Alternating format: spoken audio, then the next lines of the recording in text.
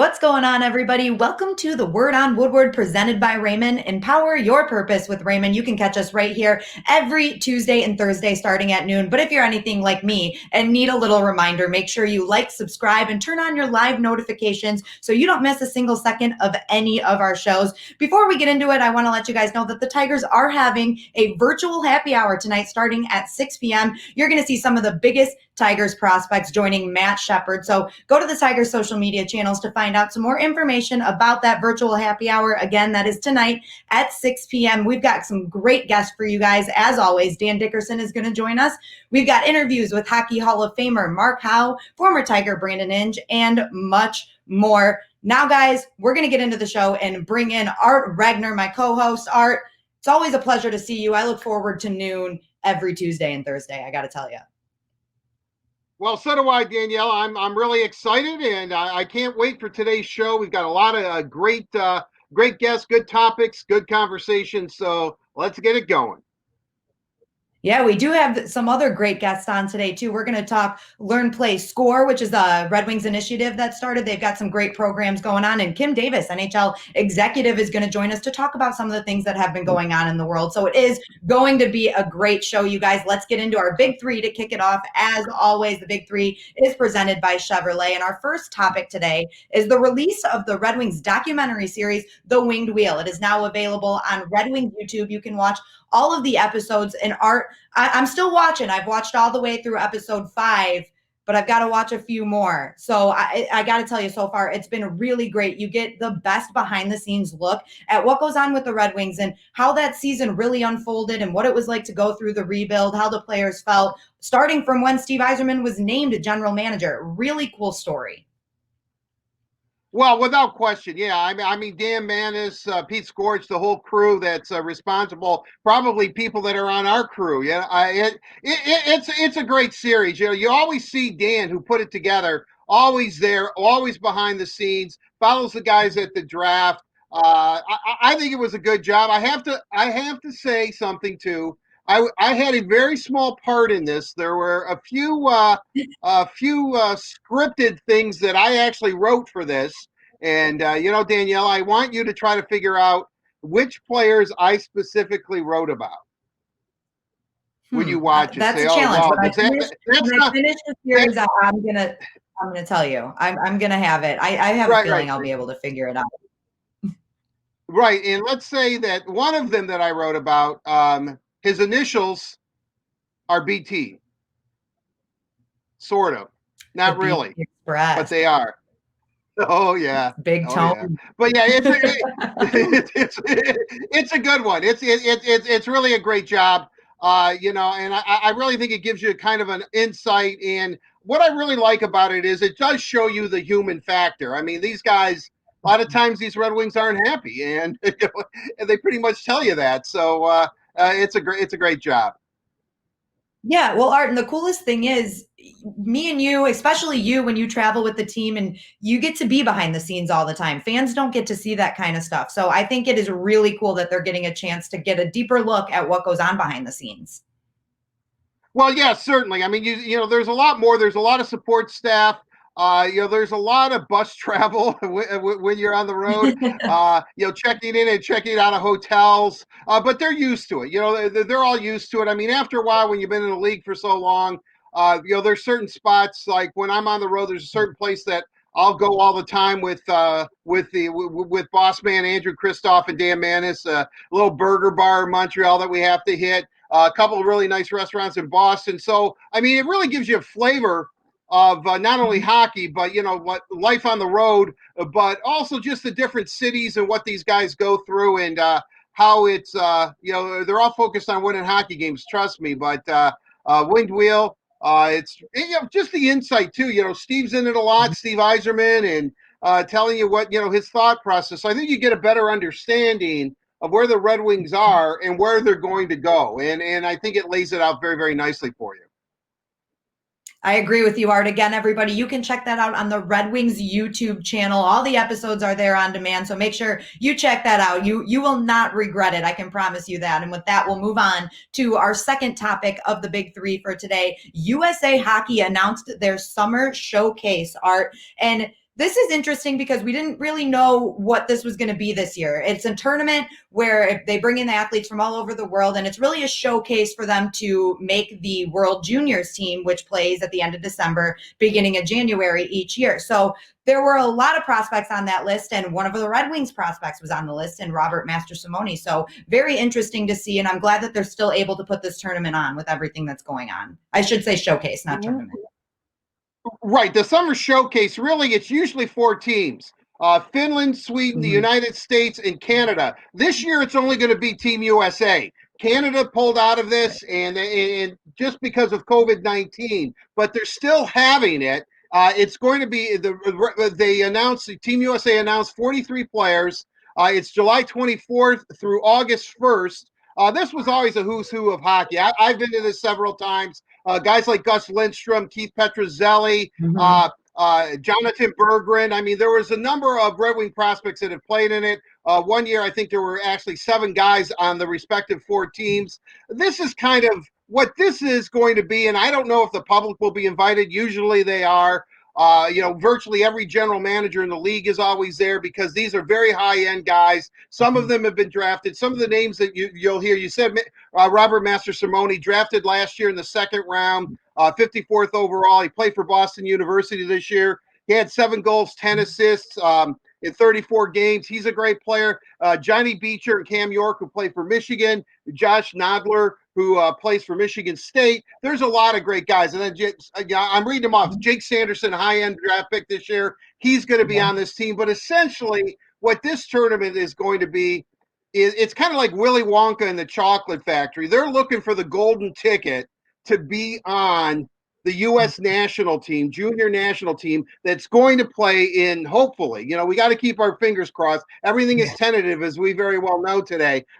December 26th through January 5th, the World Juniors tournament, which Joe Valeno, we've had him on, won a gold. Mo Sider was the captain of Team Germany last year, which is going to be in Edmonton and Red Deer, Alberta. Hopefully, December 26th it starts. It runs through June 5th or June. That'd be a long tournament. January 5th. But I'm really looking forward to it. I mean, I think what's good is that Team USA Hockey is trying to have business as usual, normal as usual. Usually the summer showcase will go between the U.S. and usually at the USA Hockey Arena in Plymouth, and then it'll go over to Sweden maybe for a year or Finland. Then it usually comes back to the United States. I've been there 3 or 4 years now when it has been in Plymouth. It's really a great thing, and I'm looking forward. Mastrosimone was one of the last cuts last year on the World Junior team, so he has something to prove. I hope they let us in. I hope they let some media people in so we can see it, but it'll be interesting how this plays out. But another interesting thing about this Team USA, 38 of the 43 players on this invitee roster are playing college hockey, which is exactly the opposite of Team Canada. Team Canada takes their team from the Canadian Hockey League, which is the Ontario League, the Quebec League, and the Western League is the combination called the CHL, the combination of 3 leagues. Most of their team are from that that realm of the hockey, junior hockey world, whereas the Americans are more college oriented. So that's why this rivalry is pretty big, because there's a little bit of a rivalry obviously going between junior hockey and college hockey too. So I hope the tournament comes off, but there's going to be a lot of high-end hockey talent. And let's be honest, most of the high-end hockey talent that wears an American jersey that you see all have gone through the development program. Jack Eichel, Dylan Larkin, they've all gone through the development program. Most of them have graduated high school from a Michigan high school, whether it's Plymouth-Salem, Canton, or, they have a huge campus out there in Plymouth. I think they have like 35 high schools all condensed in one area. I know I'm exaggerating a little bit, but it's great. It's great. I'm glad to see them at least trying to maintain some normalcy, depending on what the next step is COVID-19 takes. Hopefully this will go off and there will be a World Junior tournament and we will get hockey again. Definitely. It's a good step in the right direction that they are still putting it on. So we're looking forward to that showcase later this summer. Let's move on to our third topic of the big three. And this one are the Tigers in these dreams come true videos. They're incredible. So what I'm going to do is I'm going to let this video speak for itself. You guys check it out.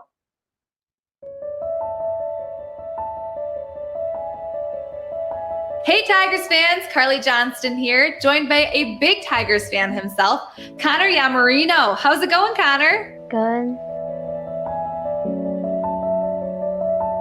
The Tigers are your favorite baseball team. Why is that? I just always watch them before like anything else. If you were at a baseball game right now at Comerica Park, what would you buy at the concession stand? Would it be a hot dog, popcorn, pretzel? Pretzel.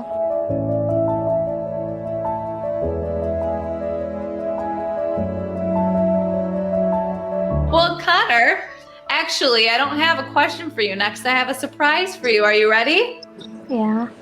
I'm going to bring in Tigers pitchers Matt Boyd and Spencer Turnbull. What's up, Connor? Connor, we're going to be playing a game of Pictionary. Okay. Okay, so Spencer and Matt will be going head to head trying to guess what you're trying to draw. Okay. Let's get to drawing. All right. Baseball diamond, fielder, catcher? Is that home plate? It's a good drawing, so I'm blaming you guys. Running home? Scoring a run? That's close enough. It's home run. Yeah. Oh, there you go. Baseball? Pitch. Pop up? Oh, it looks like a pitcher catching. Curveball. Oh, Spencer got it. All right, it's 1-1. I'm so embarrassed right now. I don't know what this is. Connor, this is not you. This is me. Comerica Park.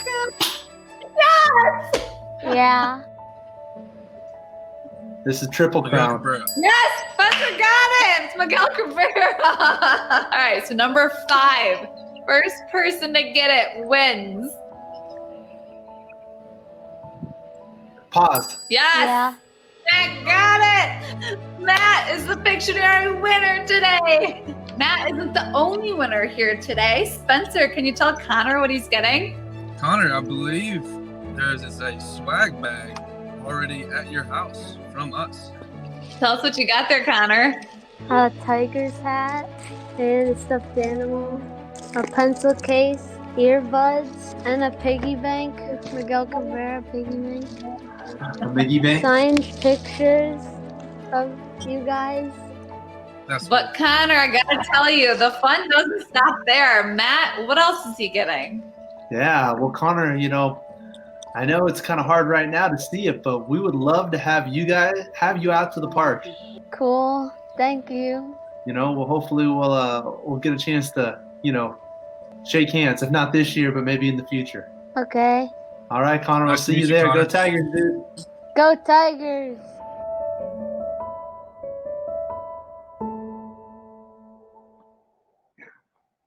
Such a great job by Carly, Spencer, and Matt. And hey, Connor was pretty good at Pictionary there. His pictures were great. Yeah, he has a future as an artist. It looks like. Certainly they were easy. I think that Matt Boyd. I mean, that guy is man on the spot, so to speak. I mean, he was pretty engaged. Spencer, I think had trouble keeping up with Boyd right now. Now, hopefully that'll translate on the mound. Maybe they'll have a little competition. It's like Spencer says to Matt, "Hey, okay, yeah, you were good in Pictionary, but." All right, let's see who's going to get the better record this year, But what can we say? I mean, this is one of the best things that of our show is to show these. There's no question. Tigers' dreams come true. We say it all the time, but I tip my cap to the Tigers. I mean, they do it great. Their players are very engaged. You can tell how appreciative. We have anything from adult men or women who are really just beside themselves, or you have somebody like Connor, who's kind of, oh wow, I mean, he doesn't know what to say. He's a little bit tongue-tied because these are 2 Detroit Tigers. I mean, it takes me back when I used to see athletes like at dating myself at Wonderland Shopping Center or something. I remember one time I saw Mickey Stanley and Danny McClain going up an escalator as I was going down, and I kind of freaked out, because when you see somebody not in their uniform, an athlete, and you see them like in like civilian clothes, you get the idea. My God, they're like real people. They're not these. And you can't say anything to them. It's just kind of weird. And I always love to watch the reaction, the way they interact with them. The Tigers do such a great job, the players and the organization, of bringing people together. And you can see, making those dreams come true is one of the best feelings in the world. The Tigers do a really great job, Art, and it's the best way to wrap up our Big Three. A big thank you to Chevy for presenting the Big Three every week here on the Word on Woodward. Chevy cares. That is why Chevy Clean dealers are committed to using enhanced vehicle cleaning measures with CDC-approved cleansers before delivering your vehicle after purchase or service. So when you're ready, you can find new roads with confidence. And you guys, we've actually got a little bit of breaking news for you today. The Tigers announced that they have agreed to terms with second-round pick Dylan Dingler, the catcher out of Ohio State. And we're going to bring in Dan Dickerson to talk about this too, our mailbag guest for today, delivered by Little Caesars. Dan, Dylan Dingler, we talked about him a lot, especially with you. You actually told us to look out for Dylan Dingler in the second round there, and that is who the Tigers ended up taking. And today they agreed to terms. So what do you think about this move here by the Tigers? I know you like the pick, but they got him agreed to a deal right away. Yeah, they've already signed, I think that's 3 or 4 now, and it's just great. I mean, Torkelson will be the next one, but to get Dingler in the system, I mean, this kid's going to be a fast track. I mean, catchers, it's going to, take a little bit longer, but the skills are really impressive. Inverted outfield. We talked about this the other day, the value of having guys who can play different positions. But that, again, speaks to his athleticism. And you're going to be catcher, but the thought that he might be able to come out from behind home plate, let's say if Jake Rogers continues to develop and they can share that position, or he can offer position flexibility, that's huge. It's a big, big deal to sign this guy this quickly.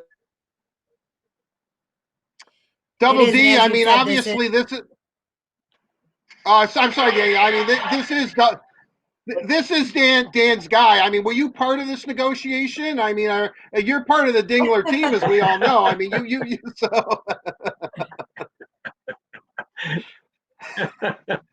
I mean, yeah, it sounds like so I've got those kind of Columbus area roots. Yeah, I'm kind of curious. I mean, you've also kind of had some mini breaking news. You said Torkelson's going to be next. I mean, you're just not a fine radio play-by-play announcer. It sounds like you're in there. You're hammering out deals for the Tigers. So when can we expect the Torque Man to be signed, sealed, and delivered? Oh yeah, they're keeping me in the loop, Art. They call me all the time just to update me, make sure I'm really on top of exactly when this is going to happen. So. All right, you heard it here first. Really, Torkelson's going to be signed soon, according to Dan Dickerson. All right, breaking news. All right, I can't wait. Let's get to our first mailbag question, you guys. This is a great first question now that we just talked about Dylan Dingler. But Megan from Bay City asked, the College World Series would have started this week. How does college baseball prepare players for the MLB compared to the minor leagues? And Dan, that one is for you. Oh, yeah. I mean, it's when you're drafting college players, you're just drafting guys who are closer to the major leagues. I think Al Avila's made it very clear, as we've talked about, I've talked about, others have talked about, maybe you have Spencer Torkelson make his debut this year. Al Avila's made the point.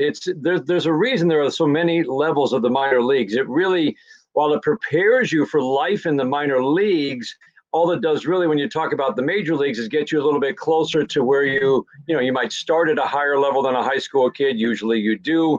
And it means that you're going to get to the major leagues almost always quicker than a high school kid. But it's still a process. I was looking back over the last several drafts just to get a feel for what I would say to fans is those college hitters. There have been several in recent years who have made the jump to the major leagues quite quickly, whether it's a Chris Bryant from the 2013 draft. You look at the 2014 draft, you've got Aaron Nola, Michael Conforto, Trey Turner, Kyle Schwarber, all made their debuts the year after they were drafted. They were all first-round picks. There's no comparable second-round pick really in the last 6 years outside of maybe Michael Conforto and Brian Reynolds in terms of being an impact player really quickly at the major league level. So that's what I would say. It absolutely prepares you, but it prepares you to be closer to the major leagues more so than it prepares you to be in the major leagues versus the minor leagues. Art, question 2 is for you, and this one is Pete from Plymouth, and he asked, I know you've got a great answer to this question. Any more unique good luck charms we can do for the draft lottery last week? And that's the NHL draft lottery. The Red Wings are very much in it, and that's next Friday, June 26th. Well, there's several that I have. Obviously, I still have my lucky red underwear, which people want to know why that was developed in Spain. It goes back to the Middle Ages, where red was outlawed. People in Spain in medieval times could not wear red because it was the color of the devil. So they all wore red underwear. So I'm wearing red underwear every single day. I have a lot of red underwear. Red's my favorite color. So that's certainly one of them. I know I keep bringing it up, but it's underwear and it's red. It's very, very cool. You have horseshoes, 4-leaf clovers, fuzzy dice. You can go on, dream catchers, rabbit's foot. You've got all that stuff. I also play lucky music, and I have 2 favorite songs of mine. One is High Hopes by Frank Sinatra, which I play on a continuous loop. And the other one is, believe it or not, by Michigan's Own or Detroit's Own. And I think she likes us again. I think she actually admits that she is from the state of Michigan now. Madonna. My all-time favorite Madonna song is Lucky Star. And I play that or I play Frank. I either play High Hopes, Lucky Star, but I'm going to develop a new charm tradition. And I think it's going to catch on. And when people see it, they're going to say, oh, that's so 2020. They're going to know. Like people in Spain that wear red underwear know it comes back from the Middle Ages or from, I am going to do this, and I'm putting this on. And it's my lucky mask. Yes, it's my good luck mask. Not only, I think that wearing a good luck mask, and this is my summer one. My winter one has, goes all the way up to my ears. I think wearing a lucky mask is something that, not only are you being a good citizen and protecting not only yourself but your fellow man, but this is something that I think will bring luck. I think this is it. I probably want to wear this every single day. It's very comfortable, by the way. It's the Aurora Borealis. I know I'm butchering it, but there you go. So everybody, get your lucky mask, put it on, and before you know it, not only is the Torque Man a tiger, Alex Lafreniere, Red Wing very, very soon. I love it, Art. I got to get a good luck mask too, though. Is any mask good luck, or are you going to make me one? Masks are a very personal thing, and I think that whatever appeals to you. I have a couple that are coming from the Detroit Institute of Arts, the DIA, and so I'm going to rotate them.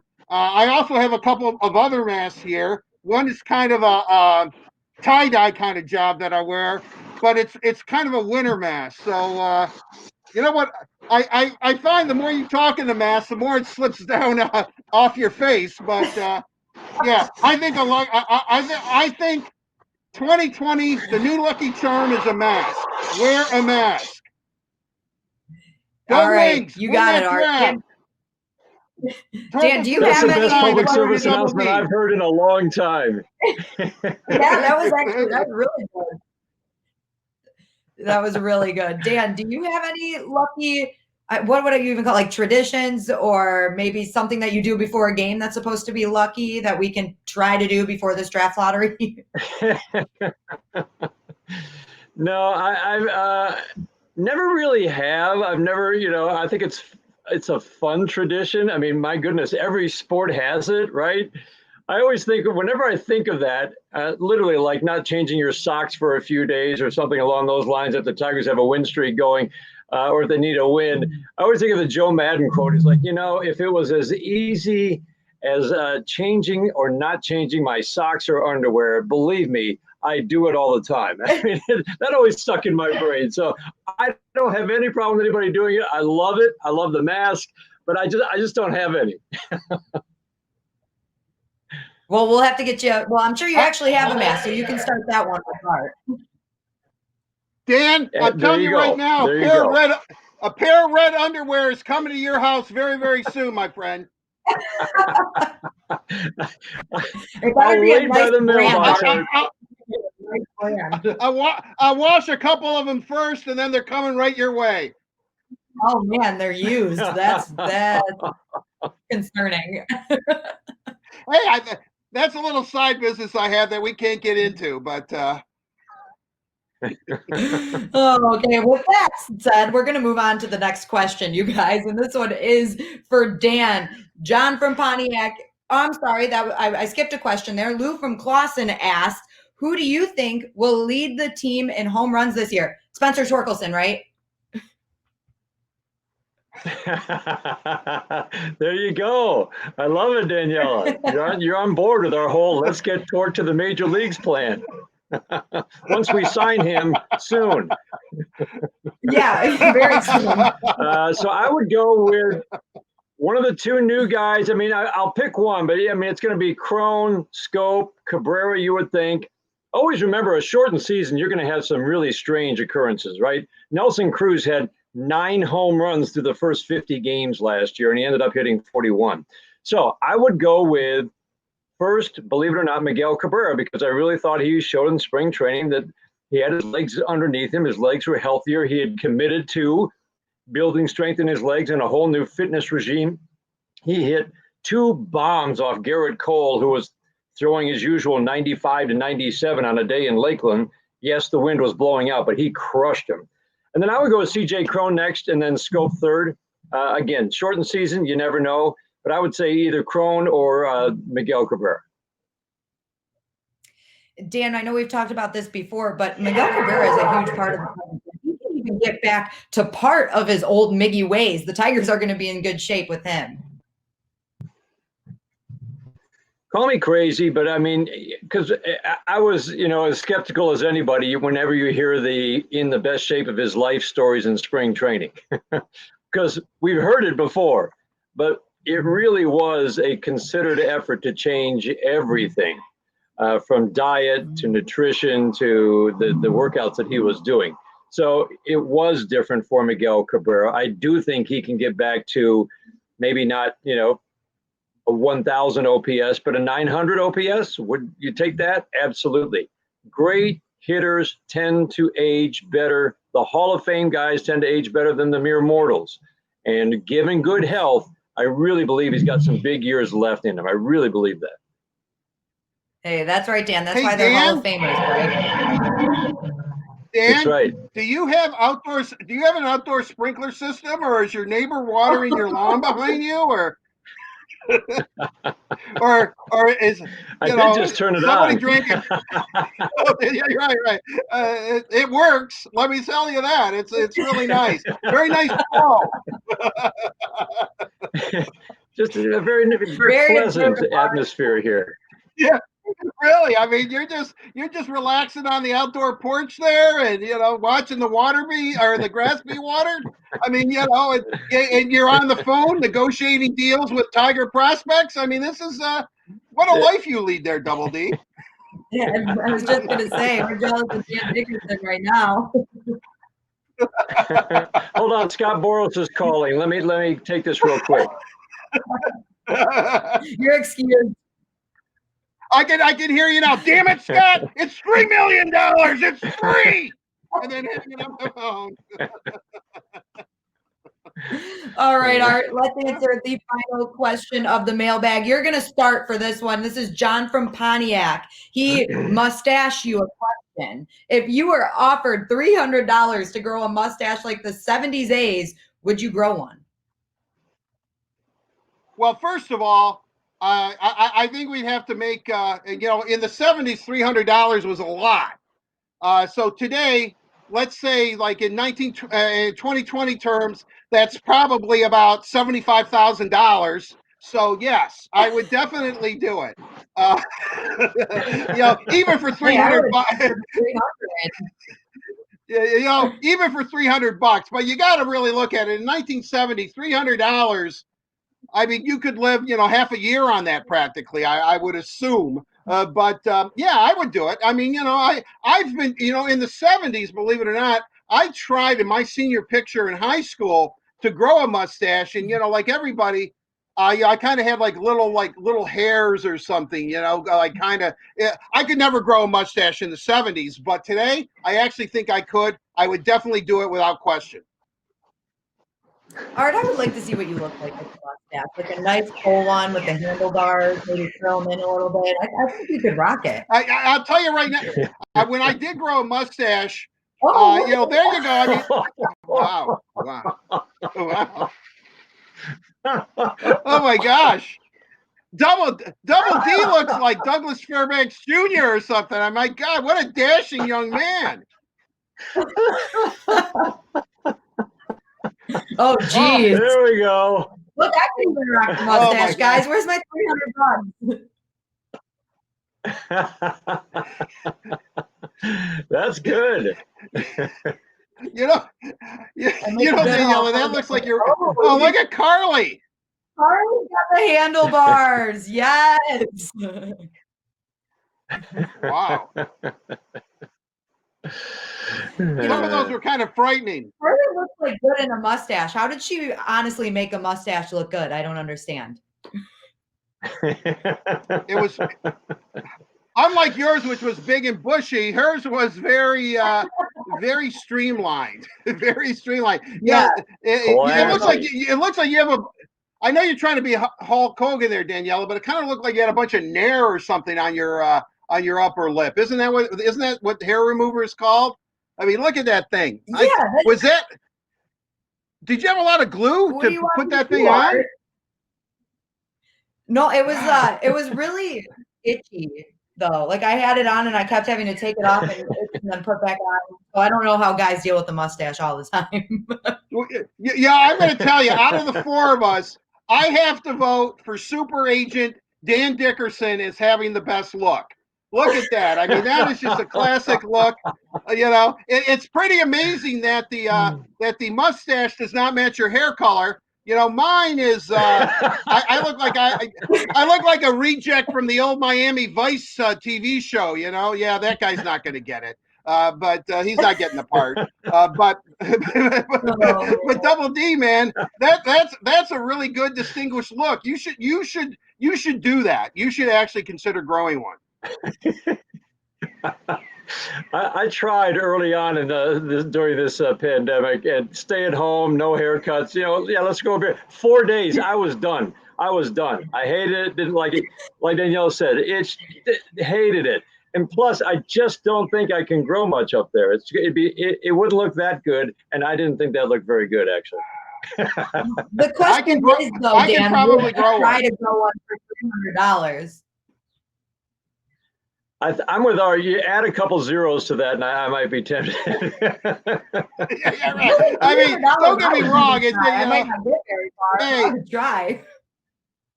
Hey, I love making money as much as the next person. $300 in 1970 when Charlie Finley offered the A's to do it. I'm sure that they were like, yeah, okay, cool. You go to a baseball player today for $300 and say, yeah, will you grow a mustache? They'll pull out $500 cash and say, here's $500 cash. Let me alone. Don't come near me anymore. So boom, that I think that, $300 in 70s was cool. Right now, I'm really serious. $1,500.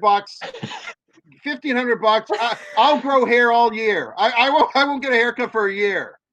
I want him to do it, Daniela. I want him to do it. I want to see it next week, Art. $1,500 with me, Dan? You want to split it? We'll put it in a pile and we'll see if Art can grow his hair out for a year. Let's issue the challenge. Go fund Art. 100. Well, this is about 4 months right now, and so it would get pretty long. I mean, my hair is definitely wild at this point. I've given up on it, and so whatever it looks like, this is it. If I have to go 12 months, for $1,500. I guess that's what $100 a month, a little over. So yeah, man, yeah, I'll consider it. I'll consider it. What a negotiator you are, Dan. Now I know why you're on the Tigers legal team to negotiate deals. Well, you guys got to see us all with mustaches in today's mailbag, so I think that's where we're going to wrap it up. Thanks, Dan Dickerson, for joining us as always, and a big thank you to Thanks, our guys. friends at Little Caesars. Little Thank you, Double Caesars D. proudly introduces their hot and ready pepperoni cheeser. You get a large pizza topped with classic pepperoni, fresh mozzarella, and a toasted Parmesan and Asiago cheese crust for just $7. Try our no-contact pizza portal or delivery from Little Caesars. You guys, we've still got a very exciting show for you. We're going to hear more from Jason McCrimmon and Kevin Brown, the Red Wings Director of Communications, to talk about the Red Wings Learn, Play, Score initiative. We're going to hear from former Tiger Brandon Inge and Kim Davis, NHL executive. She's going to talk to us about some of the social issues that have been going on in the world, and it's going to be a really great interview, so you guys won't want to miss that. But in honor of Father's Day this weekend, happy Father's Day to all the dads out there, Carly has a very special edition of Catching Up with Carly.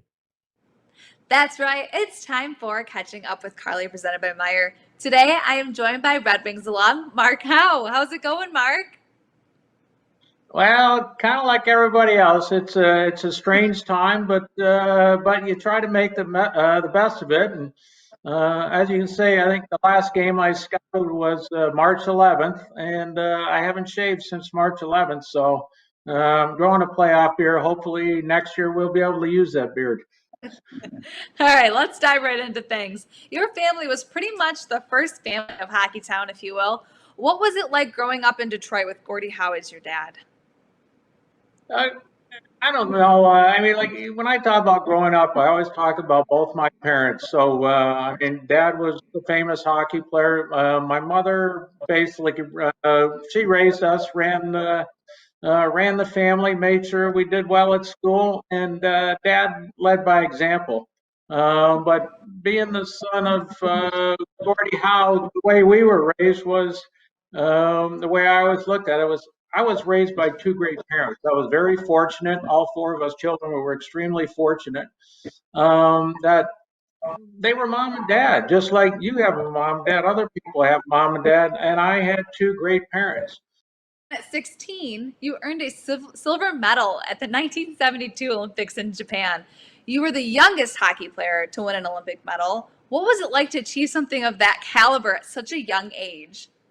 Well, I got like 2 months out of school. It was great. So no, it was. I think when you're 16, you don't really realize maybe the opportunities that are presented to you. I think you appreciate it more as life goes on. And the only reason I was supposed to go to Toronto that year and play with the Marlboros, and I wouldn't have been eligible to play in the Olympics, but I had knee surgery and I hadn't recovered yet. So but I got the opportunity. I went to Minnesota. I made the team. Next thing you know, I'm on a plane and I fly. We land in, I think it was Alaska, then in Seattle, then we landed in Chicago. My dad was at the airport in Chicago. I came back here. Next day I was back in school. So that's how quick, that's how quick it went. That's how fast it went. And like I said, at 16, I don't think you don't come close to appreciating the experience that you went through. And I took the time, and when I was in Olympic Village, and I think I was getting paid like $100 or $50 a day expense money, whatever it was. And I collected all my money and I bought a big suitcase, and then I filled it with everything I could to bring back for everybody here back in Detroit. I mean, not many 16-year-olds can say they experienced that. And another thing a lot of people cannot say that they have experienced is that before you played in the NHL, you played in the World Hockey League with your brother Marty and your dad. I mean, how incredible was that? Well, almost every year that I played minor hockey, I played on the same team with Marty. So we used to beat each other up in practice. He used to get the best of me most of the time, but we played on the same teams every year till 1973, every year but two. And so it was so for us to play together was no big deal. The incredible thing about it is if anybody was able to watch Dad watched Gordy play. When he came out of retirement, he was 45 years of age, and to watch how good he was at 45. I mean, he was better at 45 than I ever was at any year of my career. That's how good he was. And the next year, and I benefited. I didn't. Artie was ready to go. I didn't quite feel emotionally ready yet. I didn't feel I was set to do it, and so Dad helped convince me to get in there and play. And it took me about 3 months to feel comfortable. And the biggest part of that was Dad was a right winger on the line. Our center was a young guy named Jimmy Sherritt, and I was a left winger. But like I said, the incredible thing about it was watching Dad at 45 and 46. And then even his last year, the Birds were playing up in Hartford. Dad was 52, still had about 40 points, was barely playing, and they wanted him to retire. He retired, but he still wanted to play. He just loved playing so much. And but yeah, just I always really cherished the opportunity to play with any great athlete. I know when I came to Detroit and got to watch play with Steve Yzerman, and I had the opportunity to play with Nick Litzman, Vladimir Konstantinov, Sergei Fedorov. You go to All-Star games. Yeah, I played a little bit with Larry Robinson, Lemieux. Played on in a 3-game series on a line with my dad on right wing, Wayne Gretzky at center, and there was some little kid on left wing named Mark House. So, but I always cherish those moments just to be around great athletes that excel in their sport. And being around Dad for those 6-7 years was, especially the first 2 years, was just a sight to behold. And like fans in Detroit, they watched Chris Chelios play for years. I know like Mark Messier, Jaromir Jagr. I mean, these guys were great players and well into their 40s. Dad was still a great player, and he's 50. And it's just anybody that thinks about it, you're 50 years old. I retired when I made it to 40, and I had no idea how my dad played 12 more years after that. I mean, I was in so much pain every day, but he was something really special. Mm-hmm. Okay, but you've won 4 Stanley Cups with the team while in the hockey operations department. Unfortunately, not as a player. But do you think it feels just as sweet winning it in the front office as it does winning it as a player? No way. Not a chance. So like I won at every other level. I won a couple in the WHA, and then I went to the finals there 3 more times. I went to the finals 3 times in the NHL as a player, and so I'm lucky. I out of 22 years, I spent I think it was 7 or 8 years. I made it to the finals. It's all about. And nobody cares about being runner-up. Like I said, even with a silver medal in the Olympics, I mean, it's a great accomplishment, but you're still second. What matters is winning. And actually, when we won our first cup, the 2 guys I was most happy for was Vladdy and Nick. They were partners of mine. We roomed together a little bit, and the team was. It was a learning experience for a lot of players. 95, 96 was really tough. 97, I knew our guys were ready, and they came, they battled, they won, and I was so happy for them. And you see the emotions, then you win again, but I also know what it was like to be there, sweating, bleeding, being there for your teammates, hurting, taking needles, doing whatever it takes to win. That's what it's all about. I think on the other side, I know as a scout, if I can find one thing, I know the one year when we beat the Caps in the finals, there was one thing that Danny Belial and I found that Barry Smith, Dave Lewis had not seen on the videos. We brought it in, and it made a huge difference. It provided the goal that tied the game. We won in overtime. That's where your enjoyment comes, because like I said, when I played on the Olympic team, I helped a little tiny bit. And I think as a scout, you can come in and you help a little tiny bit. It's the coaches, it's the players, it's being there, like I said, bleeding and sweating and putting everything on the line for your teammates. that is the most rewarding thing by far. It's definitely a team effort, but you've had some incredible, incredible accomplishments in your life. In 2011, you were inducted into the Hockey Hall of Fame. Can you even explain what that meant to you? Yeah, and I really say this honestly. I never ever thought I was going to get in. I know I had my 22 years. I think I had 1,400 points or whatever in both leagues, and but a lot of the people they didn't like because of the WHA, because I went there and played, and I did not win a Stanley Cup as a player, um, and my belief for the Hall of Fame, it's the Gordie Howes, it's the Terry Sawchucks, it's the Red Kellys, it's Ted Lindsay's, it's the Sid Abels, it's the Steve Eisermans, it's the Lidstroms, those Fedorov, those are the players. I mean, the Jean Beliveaus, the Dave Keons of the world, they're the cream of the crop. Guys like me, I've always thought I was like in the group below, but so when I got the phone call, and it'd been, I don't know, it had been 15 years or whatever since I had retired. As soon as I got the phone call, I knew the voices that were on the phone, and I swear to God, my heart just dropped. I went, whoa! But the only thing, what meant the most to me was because my mom had already passed. The most important thing to me, and I asked them, I said, when can I call my father?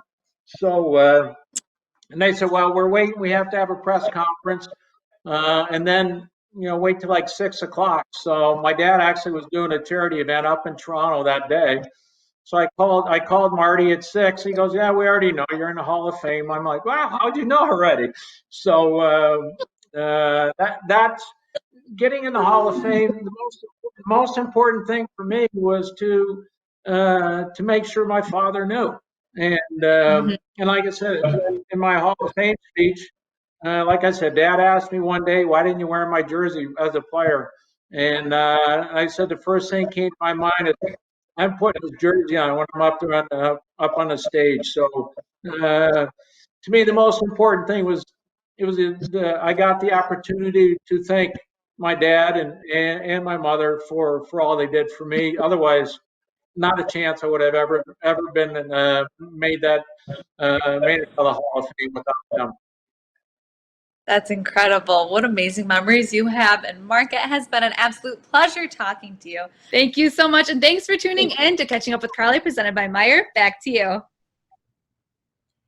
Thank you, Carly and Mark. What a great father-son duo that is, Mark and Gordie Howe. Carly, we're going to have you stick with us for Bet You Didn't Know, presented by Motor City Casino Hotel. But before we get into our Bet You Didn't Know for the day, Carly, you grow a great mustache. I never knew that about you. It's like fun fact. I didn't know that was happening. When I saw that, I was like, wait, what's going on? What is on my screen right now? That's pretty funny. It was funny. It was good. I don't know if yours or Art's was better, but you're definitely a close second if Art takes the lead there. Well, Art, I think you should grow a beard. I could grow a beard. Maybe I will. Maybe I'll. Sure, nothing like a heat wave and me growing a beard. They kind of coincide. Yeah, I'm a little down right now. I have to. I'm very honest with you two, as you know, Danielle and Carly. I'm getting flooded with texts right now. People begging me to put the mask back on. No. I mean, come on now. I mean, that's a little cruel, isn't it? I mean, I think it's a stylish mask. Yeah, I mean, take that off. It's stylish. I'll wear. I mean, come on. Everybody's razzing me right now, and I feel.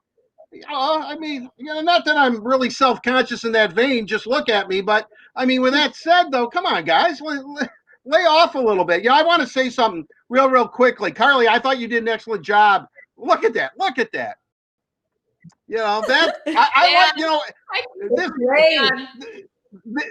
This beard is kind of growing on me, actually. I kind of like the way I look. I mean, that's like one of the best pictures I've ever taken in my life. I don't even, it doesn't even look like me, but I want to say this, Carly, because you did a great job many years ago, Colleen and Gordie Howe wrote a book called And How.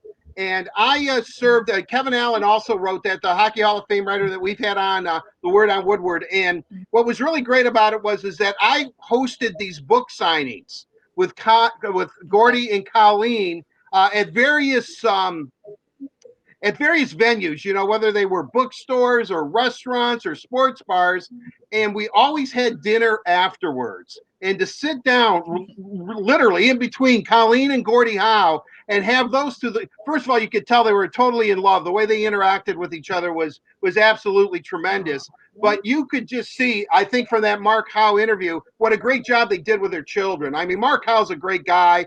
And, one of the highlights of my life was to be able to, sit down with Gordie and Colleen. She was instrumental. She was the first female agent in all of sports. I mean, just two really, really great people. And Mark Howe. And I'm telling you, every time I see him put his father's jersey on, I've seen that clip several times at the Hall of Fame for the first time. It gets me emotional just because it's the first time. He would never wear his dad's jersey. He wore it then when he gets into the Hall of Fame. That's what makes sports great. That was just a great moment. But again, just a great job, just a great interview. And, if you can't tell, I'm a big fan of the Howe family.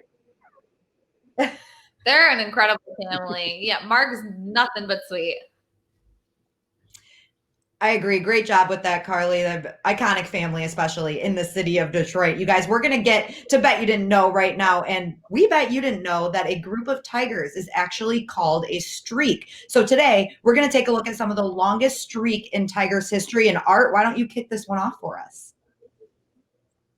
Well, when I was a boy, I used to go to Tiger Stadium a lot. And the first thing I ever did, every time I got to Tiger Stadium, I would go to the front of the stadium there at Michigan and Trumbull, and there was a plaque, which is still there at Comerica Park, of Ty Cobb.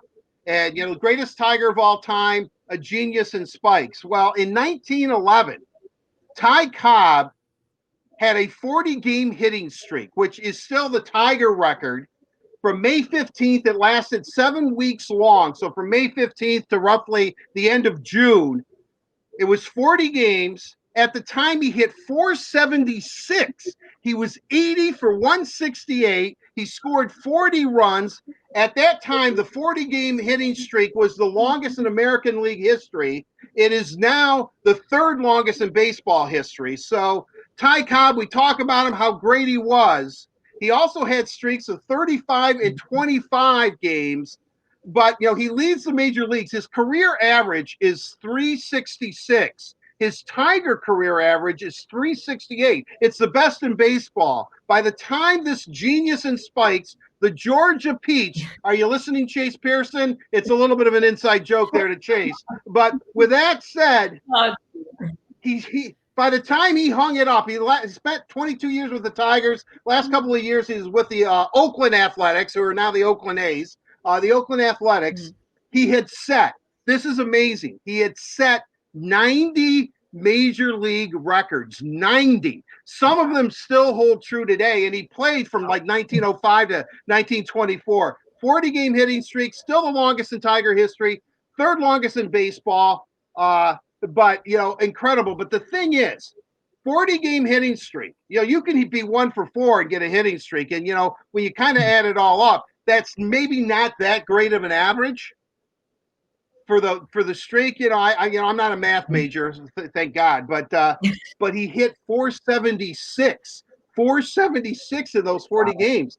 I mean, that's almost 500. He was almost getting a hit every time, he got up to bat, every other time. I mean, it's just an amazing streak. I mean, that's that to me, and I'm so glad that, the perception of Ty Cobb for a number of decades was not very good. Well, obviously that was proved that Al Stump, his biographer, so to speak, had a little bit of a vendetta against him, where a lot of stuff was made up. I mean, not only was he a great baseball player, and especially towards the end of his life, and he was also a pretty good guy, which we don't hear that much about. And look at that old English tee. Look at that, and those uniforms were hot. I mean, those were flannel. I mean, they're playing in the humidity of Michigan, and he's not even cracking a sweat. He was that good. Not only was he a great baseball player, he never sweated. And there he is with the Oakland A's, the old elephant, but getting older, Babe Ruth, one of the legendaries of the guys of the game. I can go on about Ty Cobb forever. I think I'll shut up about it,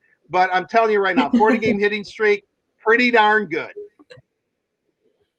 All right, I don't know how I'm going to follow that, but I'm going to talk about the Iron Man. We all remember, obviously, Cal Ripken, who broke Lou Gehrig's consecutive games started record, but not too many people know which Tiger is the closest to that record, okay? Tigers Hall of Fame second baseman Charlie Gehringer played up 511 consecutive games, spanning 5 different seasons. I mean, that's pretty impressive. Like, I remember back in elementary school, they would hand out perfect attendance awards that I never got. But so if they did that across the MLB, I bet you Gehringer would definitely win that award. I mean, that's incredible. 511 consecutive games, spanning 5 different seasons. That's amazing. I'm impressed. But Daniela, what's your streak back? Let's hear it. Just to second that, Carly, I would not have had the perfect attendance award either. Yeah. And I'd have to guess Art wouldn't either. So that's just a guess though, Art. No offense. That's just a guess. But I'm going to you know what? Go ahead, Art. I only skipped school one time in my life. One time, it was in 8th grade, to ride my brand new Stingray bike with my buddies at Hines Park, through the trails of Hines Park. And I was so nervous. I remember going back to the house that day and my parents asking me how was school, and I thought I was going to crack. I and tell them I skipped. Only skipped school for one day. I like school. I was editor of the newspaper. Why didn't you ride your bike after school? Why did you have to skip the school day? Because I was being a rebel, Carly. I was being different. I was, trying to, be, I might have tried my first cigarette for the first time that day. Although I don't smoke, I never have smoked. But I was just trying to see how the other side lived, and quite frankly, I did not like it. That was a big day for you. Riding his bike and smoking cigarettes. Wow. Oh yeah.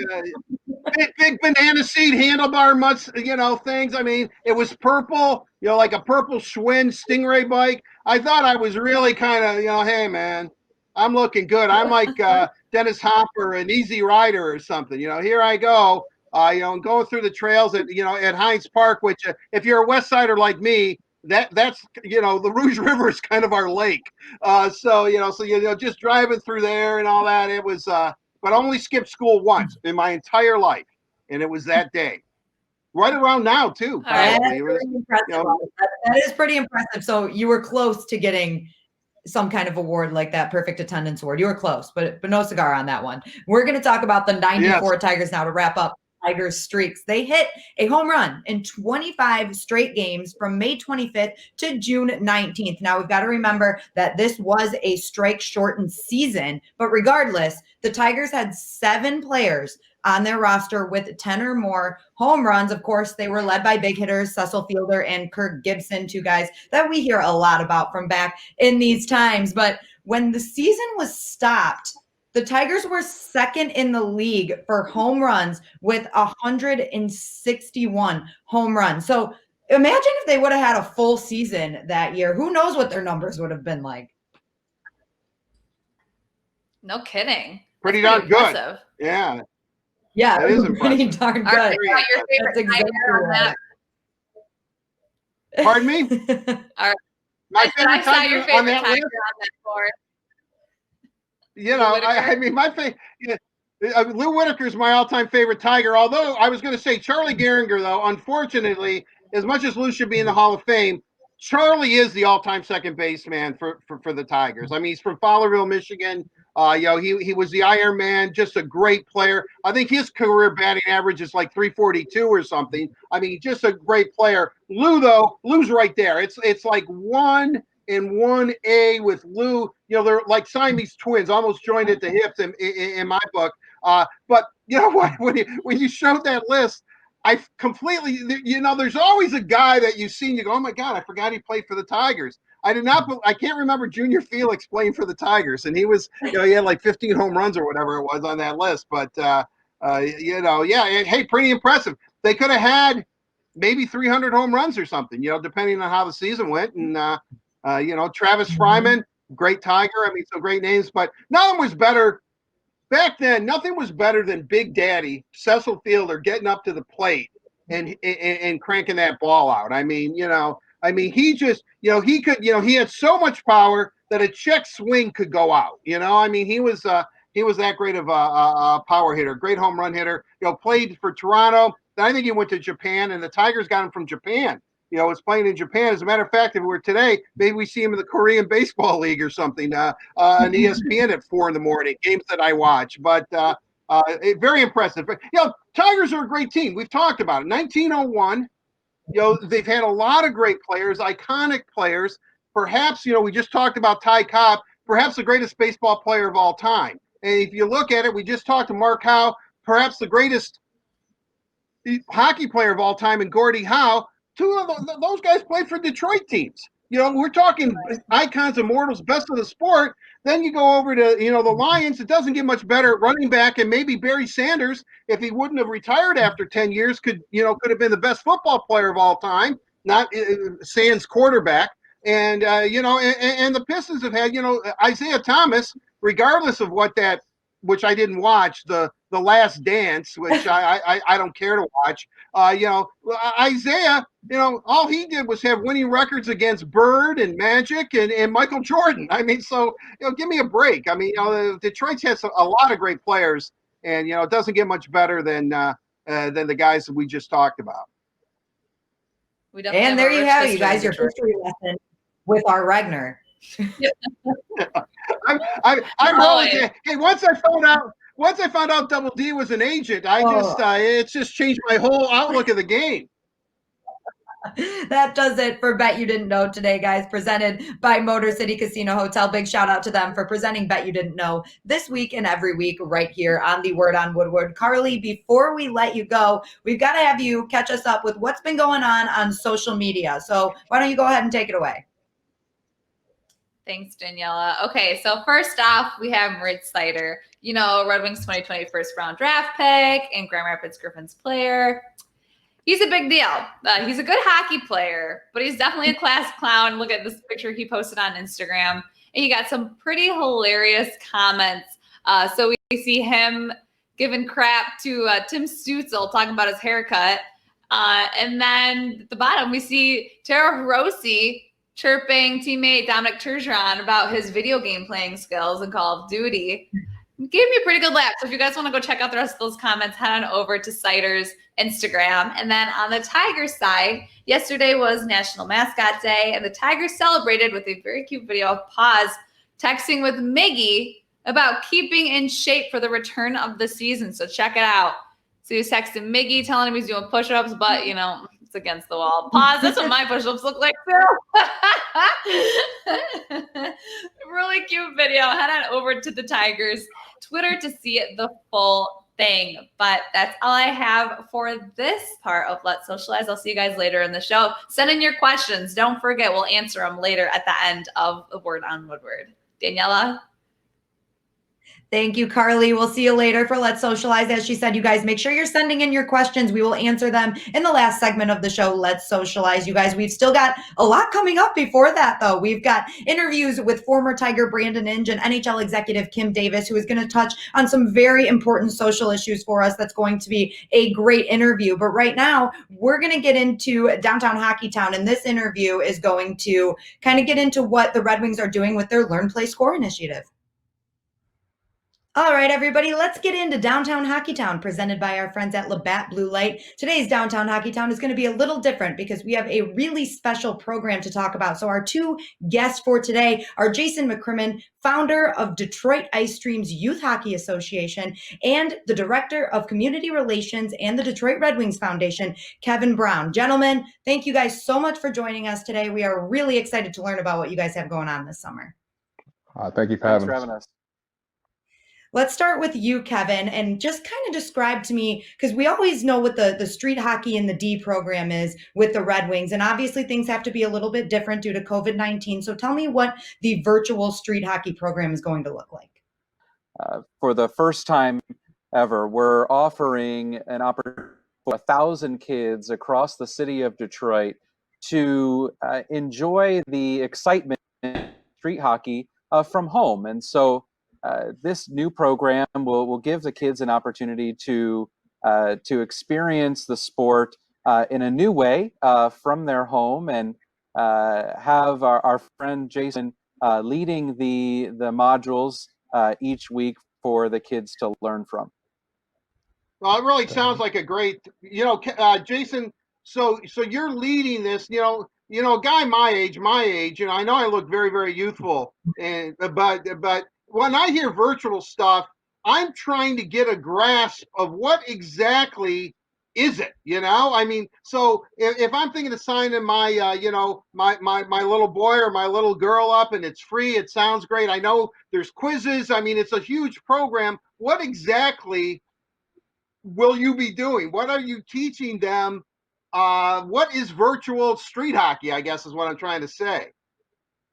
Oh, well, like I said, it's very innovative on the Red Wings part, Kevin's part, to come up with this. And I think it's pretty cool. We'll be in a situation where basically they can literally go and freeze us whatever time they want. They can go back and watch the videos. We're doing everything outside. We're grabbing household items, everything from a tennis ball to a paper towel roll to a trash can, you name it. We're going to do stick handling. We're going to talk about the game of hockey.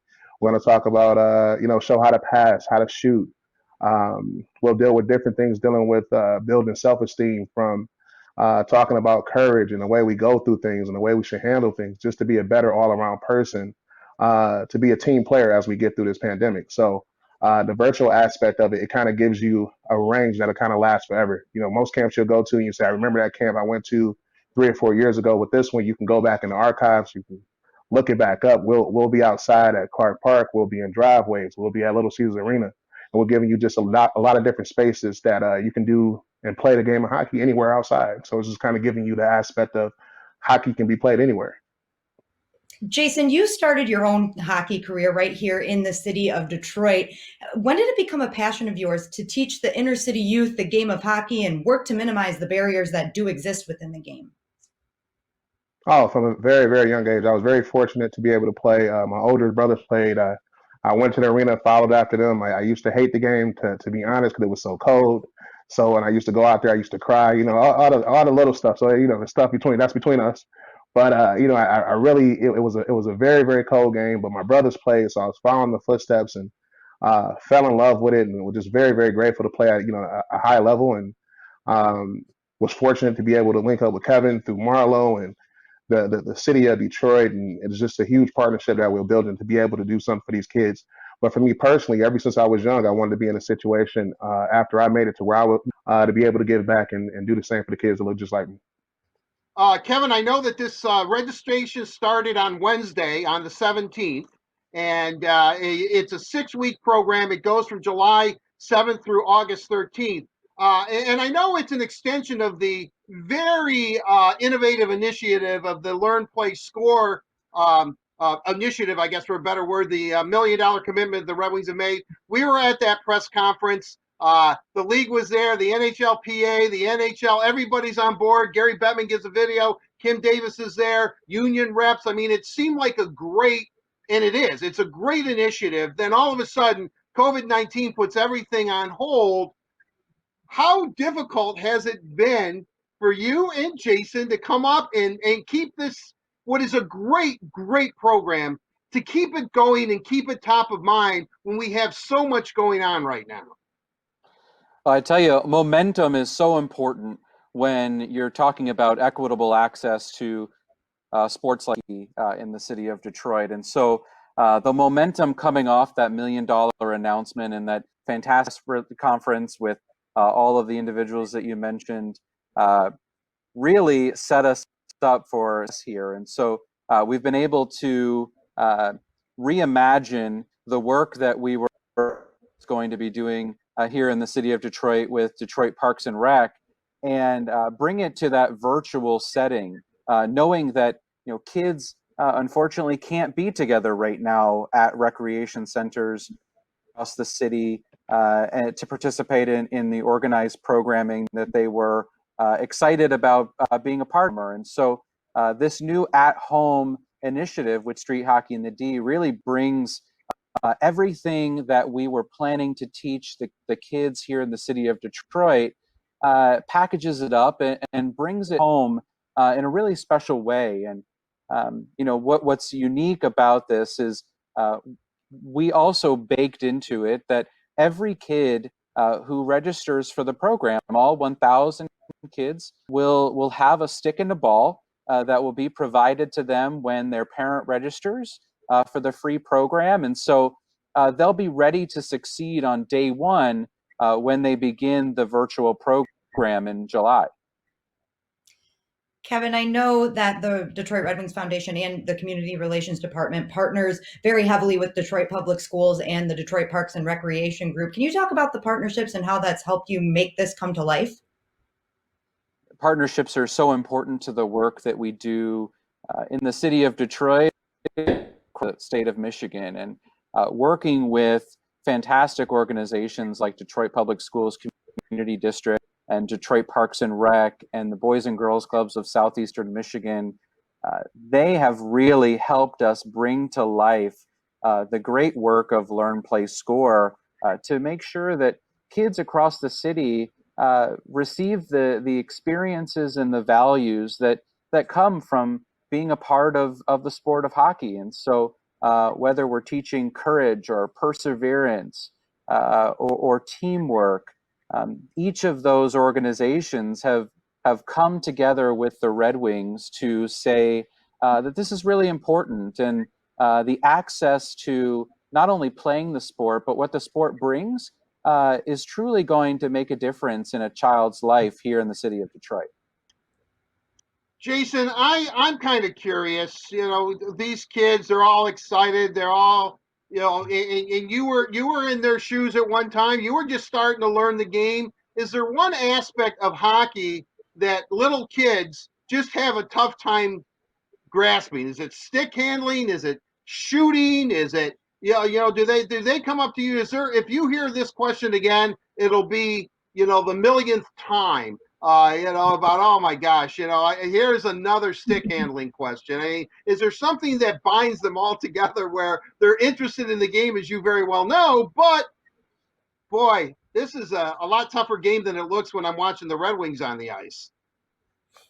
Oh, I think it will come down to stick handling, being able to skate and stick handle at the same time. So being out there with these guys doing the street hockey, it'll be pretty much running and stick handling and shooting at the same time, putting it all together. And that's the beauty of the game, though. You do so much at one time to kind of create the overall recipe to have success. So I think those kids, no question, like I said, I love the kids asking questions, so that's good. So that means they want to learn. I still go through it with my junior guys about shooting the puck and passing the puck. So I'm just excited to get started so I can hear those questions. Like I actually miss hearing those questions now that we're not at the rink as much. Okay, Jason and Calvin, this might be for both of you. Maybe it's only for one of you. You guys can divide it among yourselves here. I read this, and I'm hearing that there's a series of quizzes after you complete, a certain class, I guess, and that you receive a mini hockey stick and a mini goal set in the mail. I am kind of wondering, somebody like me, very much an overachiever as a child, not so much as an adult. Is this something that I can expect to have, like, at the completion of this 6-week course, 18 mini hockey sticks and 18 mini goal sets, or am I way off base here? Well, I'll let Kev take that question, but I doubted about the overachieving part, though. Yeah, I appreciate the overachiever, right? So the way it's going to work is the kids are going to watch the videos, and then they'll complete a quiz after each video. And the quizzes aren't difficult. They're to make sure that the kids are paying attention, and really to make sure that we are reinforcing the information that's in the videos. And if a kid sees a question and goes, gosh, you know what, I don't know to that, they're able to go back to the video and reference it. And so for the purposes of you're in there, the kids have to complete all the videos, all the quizzes, and then at the end, they'll receive a mini hockey stick goal set in the mail. So just one, but that's all you really need at the house. Well, guys, one more question to wrap this interview up, and I want both of you to answer it. Jason, we'll start with you. I know both of you have a special place in your heart for the game of hockey, and you really want these programs to make a difference. But what are the main things that you want the participants of this program to take away from the street hockey in the D?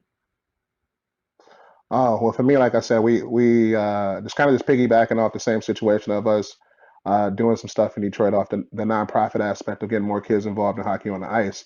This is just another huge arm of it, and having the Red Wings and the city of Detroit actually believing in it and backing it is amazing. Of course, the NHL as well, but it's really putting kids in a position in the city to understand hockey is a game that's accessible, and it's a fun game that we should also be adding to the repertoire on top of basketball, football, everything else that we do. But the game of hockey is here. Hockey town is hockey town, and we got to kind of revive it. And I think this is one of the steps that we're taking to revive it, and I think it's awesome. That's great, Jason. That was Thanks for that. I'd be remiss on my side if I did mention two things. The first one is I want to thank Chevrolet for their support of street hockey in the D at home. They've put a lot of faith in the work that we're doing in the city of Detroit to get kids active in playing sports, and particularly playing hockey. And so we appreciate that. And my second note, Jason mentioned a person earlier in the interview, Marlo. Marlo Stoudemeyer was my co-architect. Unfortunately, a few weeks ago, we lost him to COVID-19. And, I will say that this program, everything about it pays homage to Marlo and what he meant to the city of Detroit and what he meant to the Red Wings organization. He truly made sure that Learn, Play, Score got off the ground, and that we as an organization were connected with the right in the city of Detroit to create those access points for so many kids here in the city. And as we continue to grow Learn, Play, Score and grow programs like Street Hockey in the D, we're always thinking about Marlo and the work that he put into this initiative to life. Well, Kevin, I can tell you this. I know he would be super proud of all of the work that you guys are doing, especially right now when things aren't as easy to accomplish. You guys are doing great things, and we were so honored to have you on to talk about this new program. And I look forward to the future of the Learn, Play, Score. Again, thank you so much for joining us, and a big thank you to Labatt Blue Light for presenting Downtown Hockey Town. Labatt Blue Light, refreshing Canadian Pilsner. Visit your local retailer when safe to pick up some Labatt Blue Light.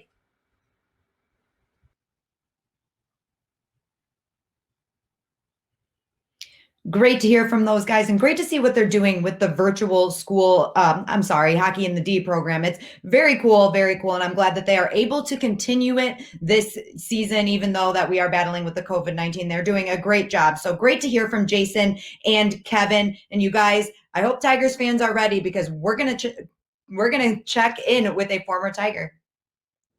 Now, everybody, let's welcome today's guest for Brush Street Beat, presented by McLaren. We are joined by Brandon Inge, former Detroit Tiger. Brandon, it's so great to see you virtually. How have you been? I know you've been spending some time in an RV, getting some camping in. How have you been? I've been great. I'm glad to actually get back outside. I think both of my kids are starting to play travel baseball, so get outside and start watching the baseball again. So I'm glad to be out of a house. That was hard for me.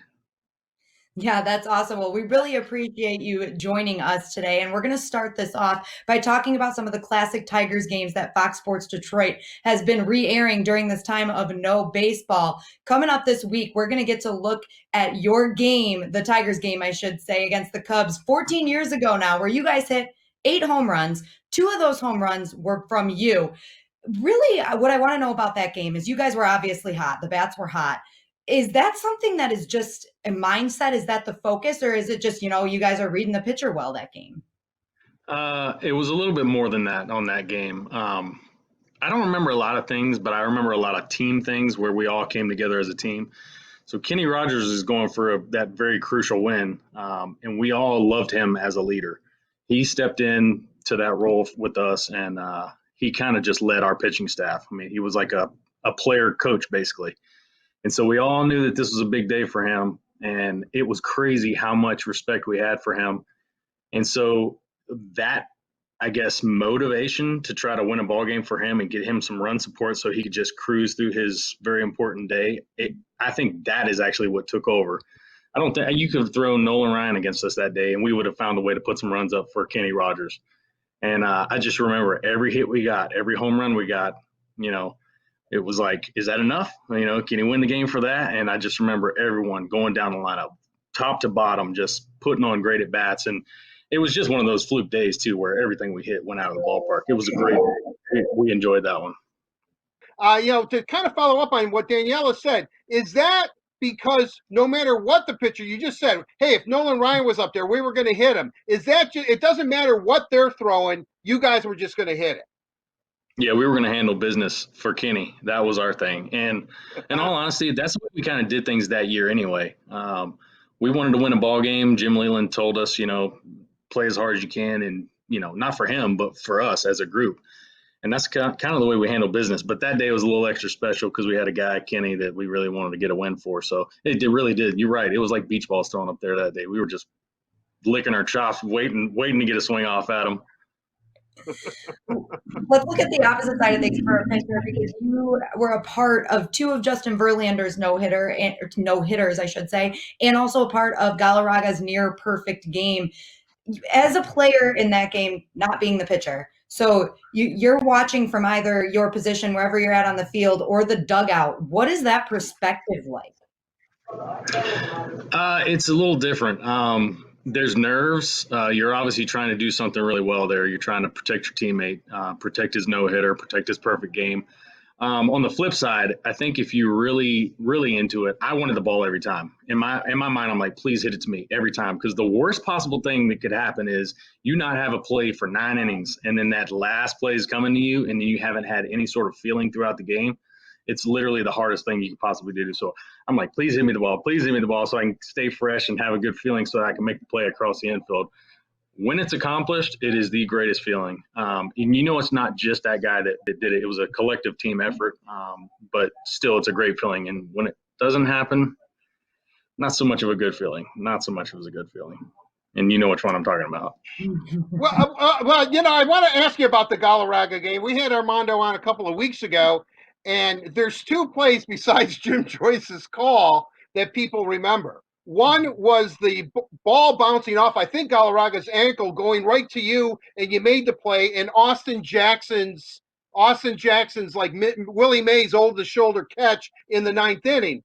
When you're during the course of that game, do you allow yourself to get caught up in the moment? Not only am I going to be part of a no-hitter, which I've been part of, I'm going to be part of a perfect game, which doesn't happen very often. Do you get caught up in that emotion? And did you thinking, hey, I had a big hand in this? I mean, Galarraga, this thing just bounced right to me, but I still had to make the play. The really sad part about this is I'm not sure what inning that happened. So funny thing about that is usually my ADD kicks in and I'm so focused on one thing and just win the ball game. And then it's usually the 6th or 7th inning where I'm like, wait a minute. Did you just say he's got a no-hitter going or a perfect game? And then I'm like, oh, my God. Then it starts to set in. So it depends on what inning that was that I made that play. If it was early in the game, hell, I probably didn't even know. But if it was later in the game, yeah, I probably would have been a little stressed out. I know you already said that it's obviously not fun to be on that side of a no-hitter or a perfect game, but Armando Galarraga handled it so well, and he still does when he talks about it. He finds every positive thing that you could possibly find from a situation like that. But for you, what was that moment like when they called him safe, and what was the mood like in the clubhouse after that? It's really surreal. It's hard to describe because you're still winning the ball game. So your team is winning, but you know that your teammate worked his tail off the entire game to accomplish this amazing feat. And then all of a sudden on the very last play, it gets stripped away from him in the not right way. It was obviously he was out, but it's the weirdest feeling. I didn't have words for it. Honestly, I felt bad for him. And not only him, I felt bad for Jim Joyce. I really did, because I know Jim Joyce at that point. Jeff Jones was our bullpen coach at that time. And Jim Joyce and Jeff Jones played college baseball together. So they're good friends. And anyone who's good friends with Jeff Jones is a good friend of mine because they're just awesome people. And so I felt bad for him in a second because I know he felt terrible about stripping that away from that kid. And honestly, I don't know if you guys know, but the next night when they were bringing the game ball and the lineup cards out that day, Joyce lost his mind. He started crying about it, how bad he felt about it. So, but in the moment, you feel terrible and you feel like there's nothing you can do. But, Galarraga and Joyce both handled that so professionally, and kind of proud of them for that, though. Well, I couldn't agree with you more. I mean, that was, a real bad situation, which could have turned into a real ugly situation, was handled with class and dignity by both guys, and we were able to move on. And a bad moment became really a great moment in true sportsmanship. I want to get into your playing career a little bit. I know you spent 12 years with the Tigers. I remember you playing third, but looking up and doing a little bit of research on you, you played every positional position except pitcher at least once. Yeah. Were you the first super utility man, or when Jim Leland or whomever, maybe even Tram, says, "Hey, we're going to make you a catcher"? Don't get me wrong, you're not a small guy, but when you think of catcher, you're thinking of some big behemoth who's going to block the plate. Or were you the first who was versatile enough that you, as an athlete, that you could play any position? I'm not sure how it quite unfolded. I know that I guess there was a need for the Tigers at that point in the catching spot. I didn't know it at that point. I was young. I was just coming out of college, so I didn't know what the Tigers' background was. But I still remember coming into not spring training, sorry. I went to Jamestown, New York. It's the first place I reported out of college. And actually, Trammell was there. Alan Trammell was there, and he was the infield roving coach at that point. And he said, I actually went to him. I said, "Do I need to take ground balls?" And he's like, "You can if you want." He goes, "You'll probably never see it here. You'll never see shortstop here." And I was like, "Okay, fine, Mr. Trammell. Whatever you say is fine." So I put my infield glove down and I started doing catching. And from that point on, it was catching nonstop. Now, I think at that point in baseball, I think there was trying to be like some sort of transition where they were going away from the big behemoth guys like you're talking about and trying to find someone who had a little bit of speed, who could catch and throw really well. Because, in all honesty, what do you really need big guys behind the plate for? I mean, you're trying to give a low target in order to block the plate. That's about the only thing you need a big guy for. Other than that, and so I was happy to do it. It worked out well for me. And honest to God, I learned more about the game of baseball being a catcher than I did my whole college career at shortstop. So it all worked out for the best. I mean, how different do you have to be? You played so many different positions, though. I mean, you played every position but pitch. Is it just baseball to you, or do you have to really say, okay, I'm in center today, or I'm a left fielder today, or I'm playing second, or I'm at short? I mean, is it a different mindset, or is it just, hey, when the ball's hit to me, I just have to make a play on it? It was different at first, making sure that I was comfortable in spring training with all the positions. Basically, this happened when we signed Pudge Rodriguez. When we signed him, I'm like, all right, well, I'm not starting over that guy. He's legendary, I'm just going to get on the field wherever I can get on the field. And so then it was spring training was third base, shortstop, second base, ground balls everywhere, taking fly balls everywhere so that I was comfortable so that when I got in the game, it was second nature. Then, like midway through the season, it was second nature, and it was kind of fun for me to go, okay, where am I hitting in the lineup? I kind of looked down the lineup. I'm like, all right, I'm hitting in the probably 9-hole, which is normal for me. And then I'm like, well, what number do I have beside my name? That was the funnest part. So try to figure out where I was going to play. So it was fun. It kept it interesting. Brandon, when you look at what the Tigers are going through right now, they're definitely in a rebuild. You became a Tiger, I believe, in 2001. So you saw a rebuild firsthand. You were part of that rebuild. Are there similarities between what the Tigers are doing right now and what you went through? And could you let Tiger fans know, hey, eventually this team is going to be back where you expect them to be? Yes, there is a light at the end of the tunnel. Don't worry. We will get there again. And put it this way, this team is light years ahead of where we were in 2003. In case you haven't known about 2003 when watching right now, we were terrible. And I mean, terrible. And 119 losses, is that what it was? I think it was 119, wasn't it? Oh, yeah. It was terrible. Not fun. But I've even talked to a few of the guys, younger guys there, Johnny Schreiber, some of those guys coming up right now, and they ask me stuff about that. And I'm telling them, I'm like, listen, you learn more from seasons like this than you will in seasons that you win. It's easy to win. It's really hard to get knocked down every single day and find a way to come back the next day. So if they stick this out to where they can rebuild and get some big key components for this, then they're going to be fine. They'll actually, the guys that make it through this will be better off in the long run. So they just need to stick it out. Plus the pitching that they have in the minor leagues right now coming up, once they throw some key pieces in together, I think they're going to be just fine. I'll be excited to see it anyway. Yeah, we say it all the time, Brandon, that there is a really, really bright future for the Tigers, and it's going to happen sooner than everybody expects. We've got some great prospects, but unfortunately, that's all the time we have for you today. Thank you so much for joining us, and another big thank you to our friends at McLaren Healthcare for bringing us Brush Street Beat this week and every week right here on the Word on Woodward. Great to hear from Brandon Inge there. He was awesome. It's great to check in with him. He had some really positive things to say about the Tigers, as you saw there. And guys, he was a part of that Armando Galarraga almost perfect game. So we're going to get a chance to relive that again, thanks to our friends at Fox Sports Detroit. That game will air tonight. And then look, you've got some more great pitching throughout the rest of the week and weekend. Tomorrow, you're going to see Verlander's no-hitter, and then Verlander again in the 2013 ALDS Game 5. So a great weekend of some pitching, topped off with Boyd's one-hitter. So like I said, you got to tune into those games on Fox Sports Detroit. Great, great pitching. And you guys, without further ado, I'm going to pass it over to Art for today's headliner. Thank you, Daniela. It is time for the headliner, brought to you by Miller Lite. Let's bring in the Senior Executive Vice President of Social Impact, Growth Initiatives, and Legislative Affairs for the NHL, and that is Kim Davis. Kim, thanks for joining us today. Really, really appreciate you giving some time, which I know has been a very, very busy, it's probably always busy when you're working for the NHL, but I assume, especially what's been transpiring lately, we really appreciate it. Thank you. Happy to be here, Art. Thank you.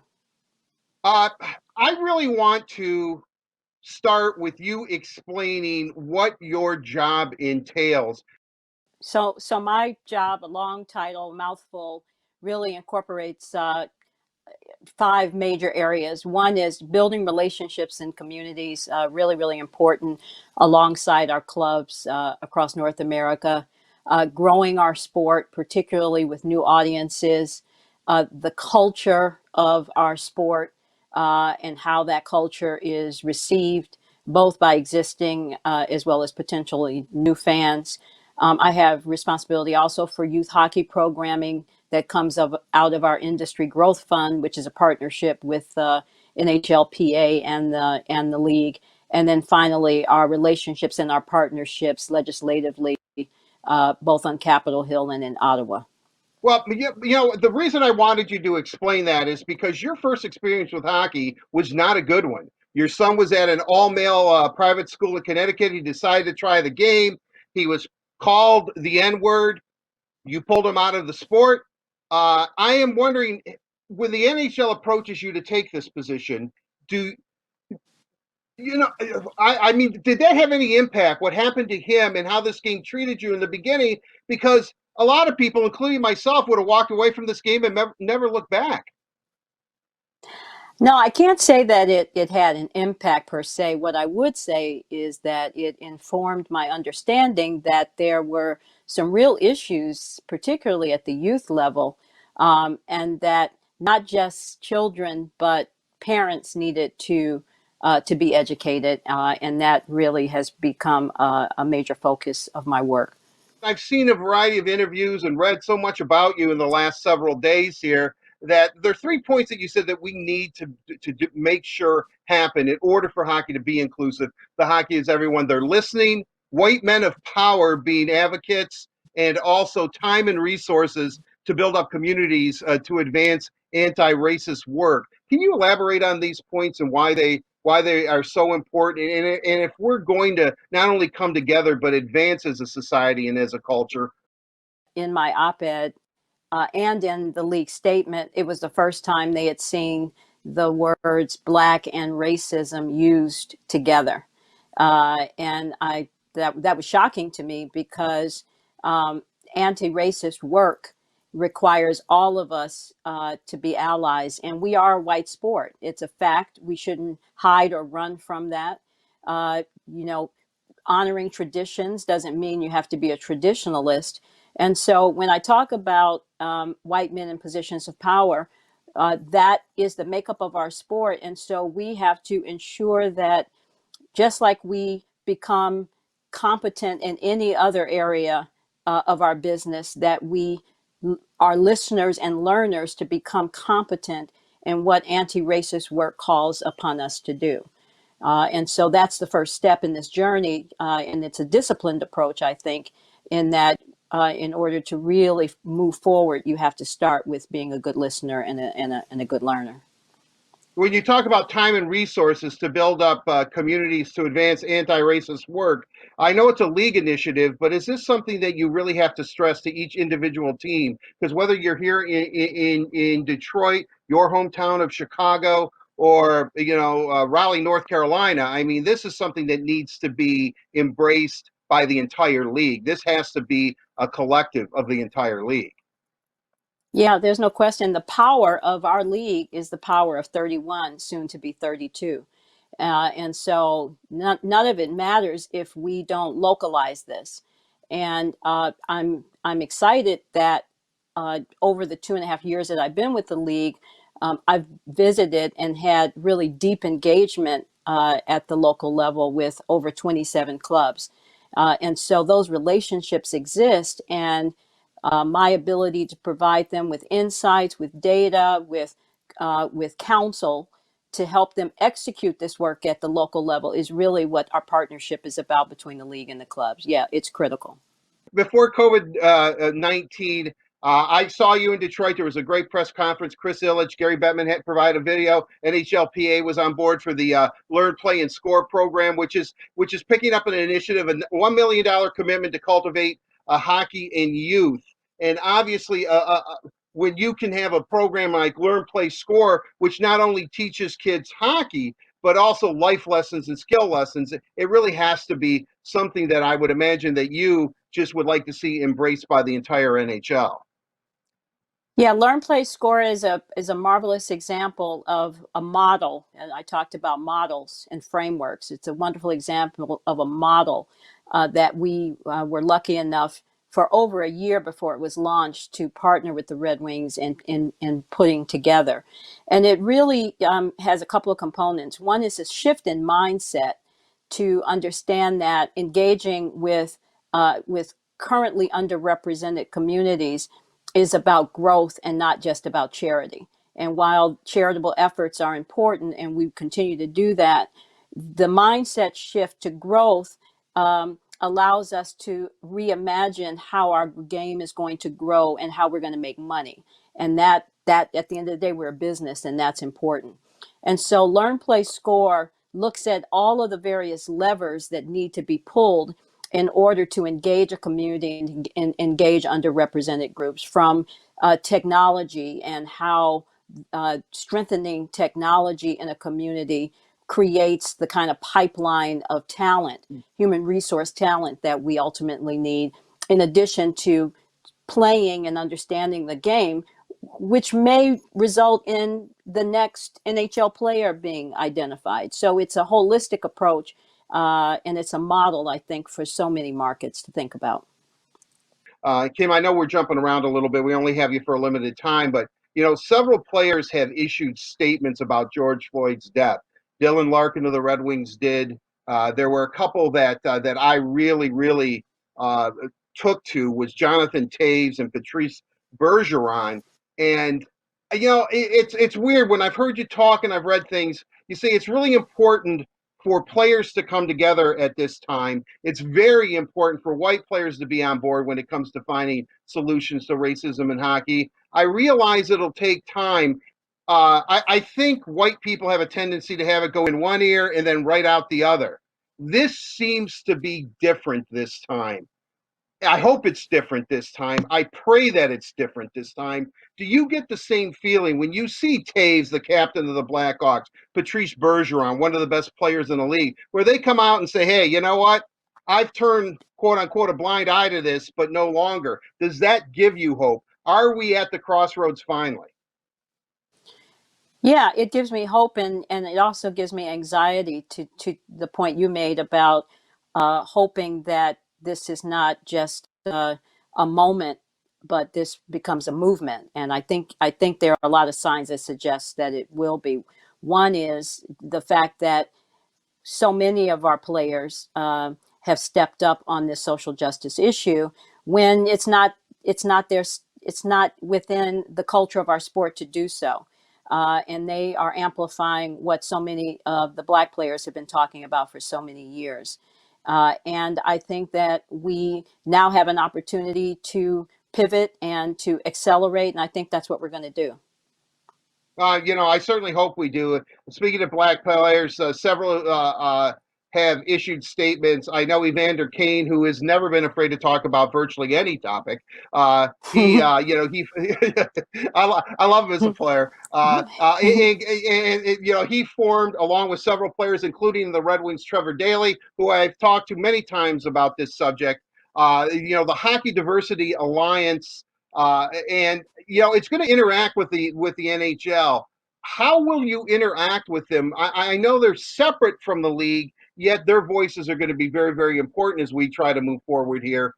Can you tell us what kind of relationship do you hope to have with the Hockey Diversity Alliance? Sure. And in fact, I was on a 2-hour call with the Alliance on Monday night. So we are staying very connected as we are building out all of the structures to move this stuff forward. We have just announced and will be more publicly announcing a structure of committees within the NHL. One of those committees is a player inclusion committee that will be focused broadly on all of the dimensions and the intersections of need, whether we talk about race, ethnicity, gender, sexual orientation.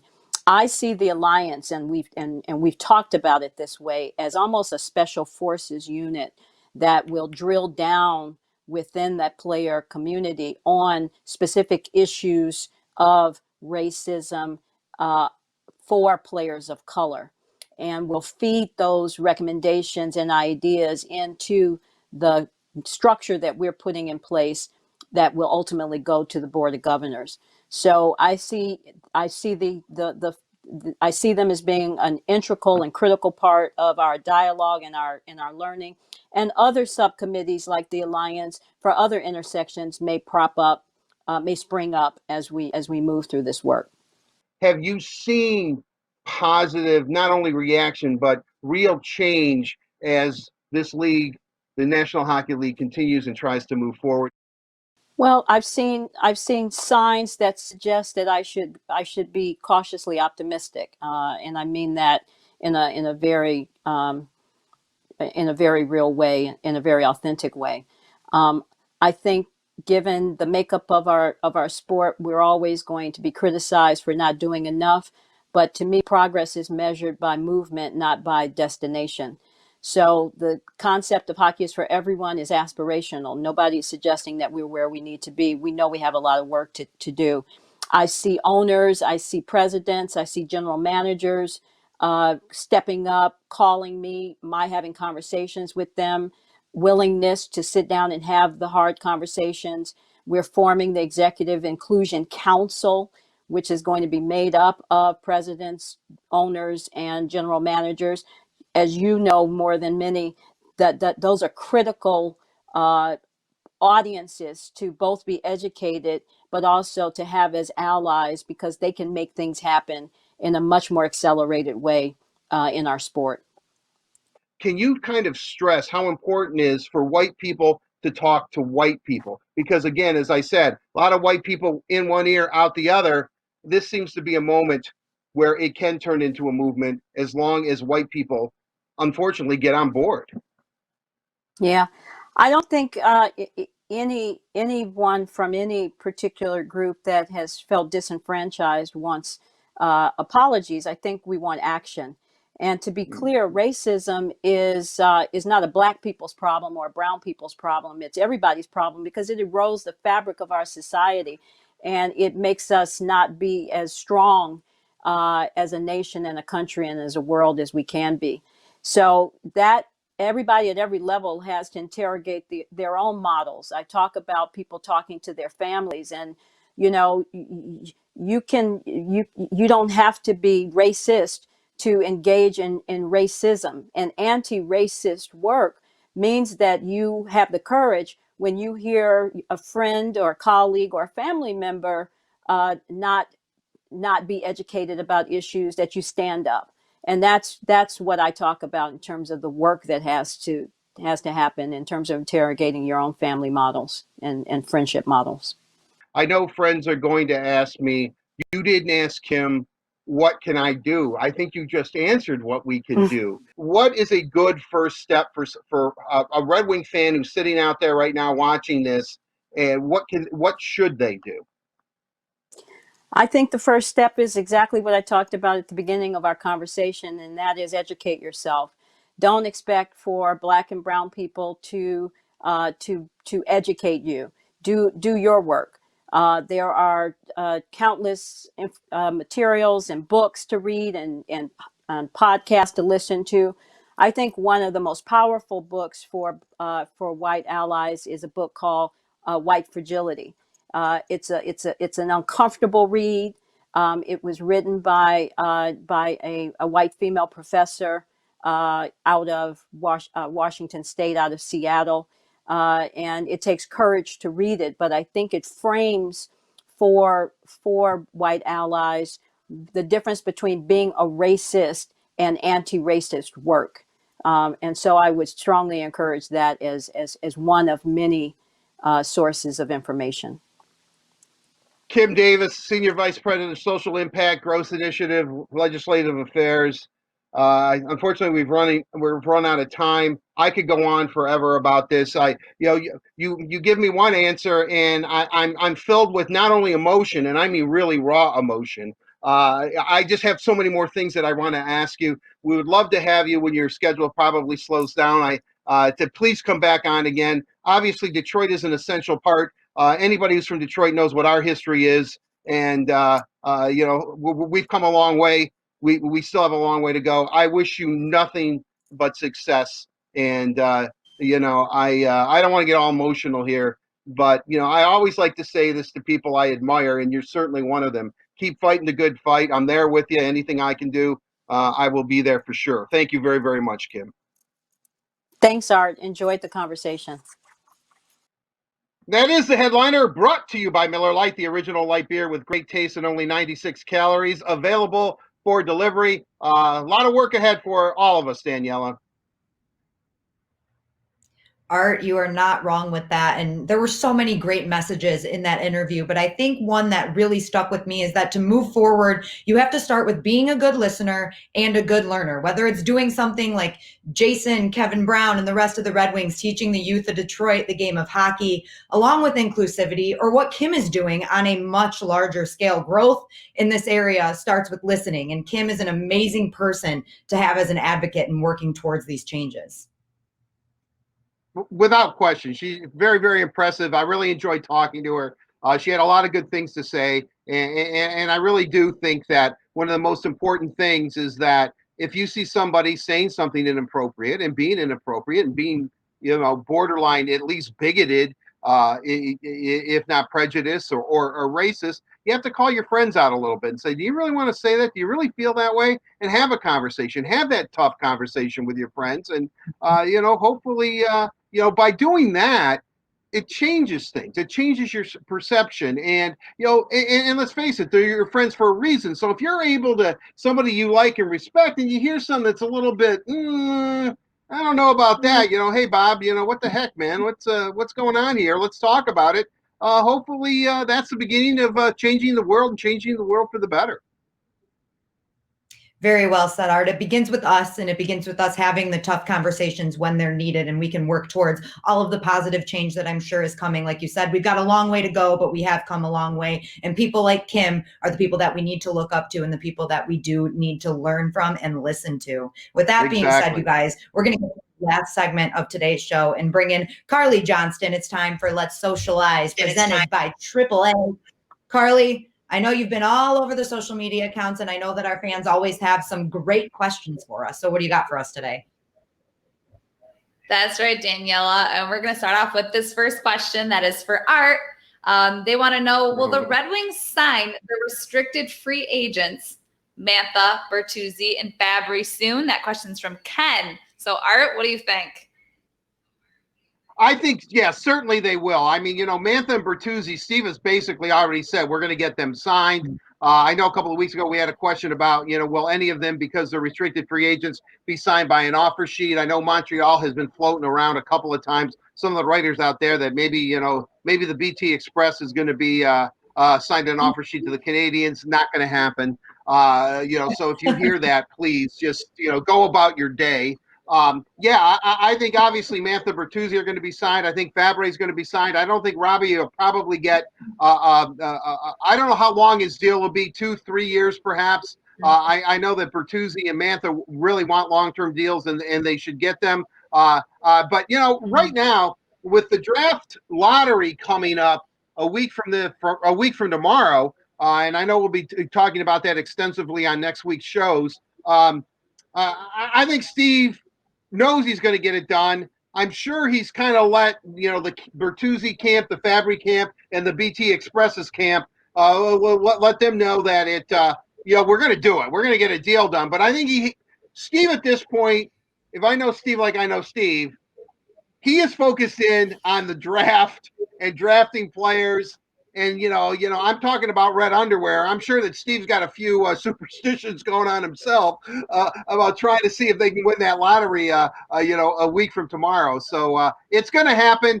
They have plenty of time. I mean, the Red Wings, as I like to say, are in phase 5 right now, which is wait until next year. So they certainly have a couple of months here to get the deal done. So I'm not worried about that. I know that they're going to be signed, all three of them. Love it. Okay, can't wait for the day. And then second question is for Danielle. This one is great. If you were a starting pitcher and Art was the closer, what would you do if you blew a win?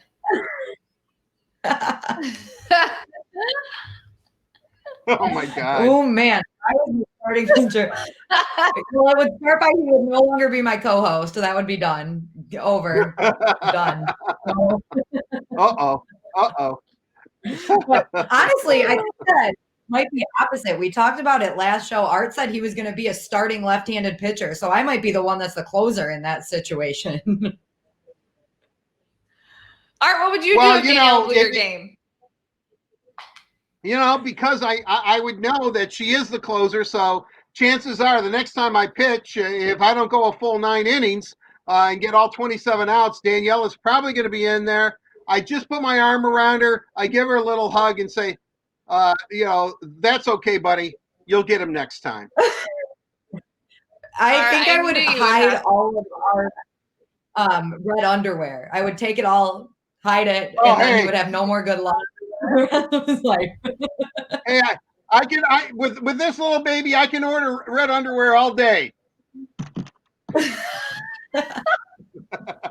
Oh, Lord. Okay. And then we have a third question. This one's for both of you.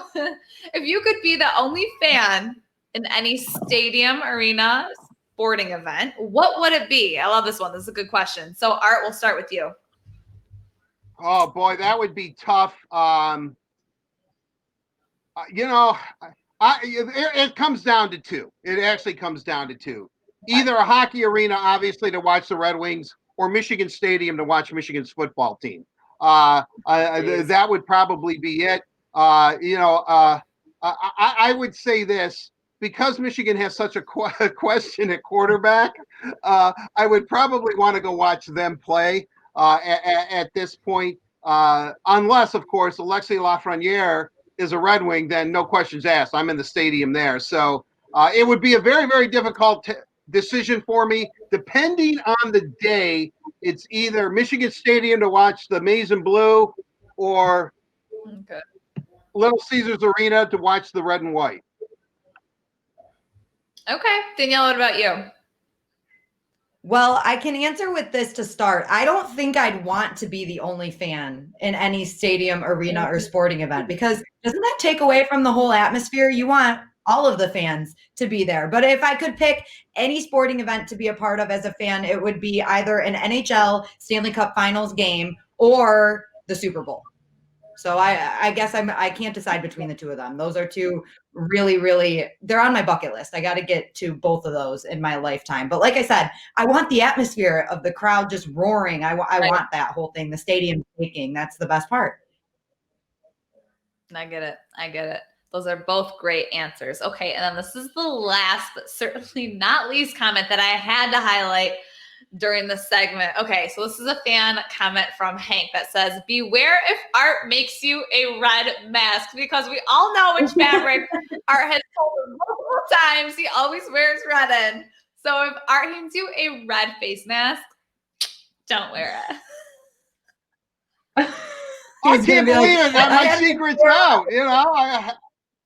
I mean, hey, I love my red underwear. I mean, I love it. It brings good luck.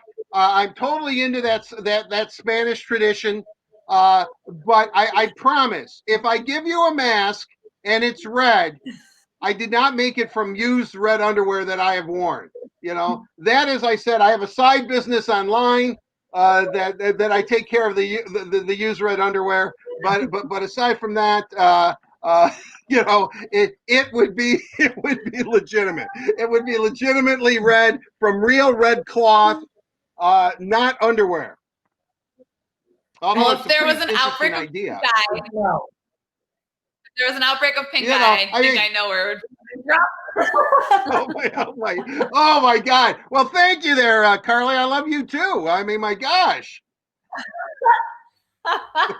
Wait, Carly, while we have you and we're on the red underwear subject again, do you have any unique, lucky little tricks that you did? I know I talked about my snow day luck games where I wore my pajamas inside out and then I put ice cubes in the toilet. So that might actually work for me for this draft lottery next week. But do you have any good ones? I know for snow days, I would sleep with a spoon under my pillow. I think you'd flip it upside down and put it under your pillow. I don't know who came up with that and why I agreed to do that, but it didn't really work. I don't really have. I cross my fingers a lot if I'm hoping. I cross my fingers. But other than that, so I don't just really walk around anything. Learn how to cross my I always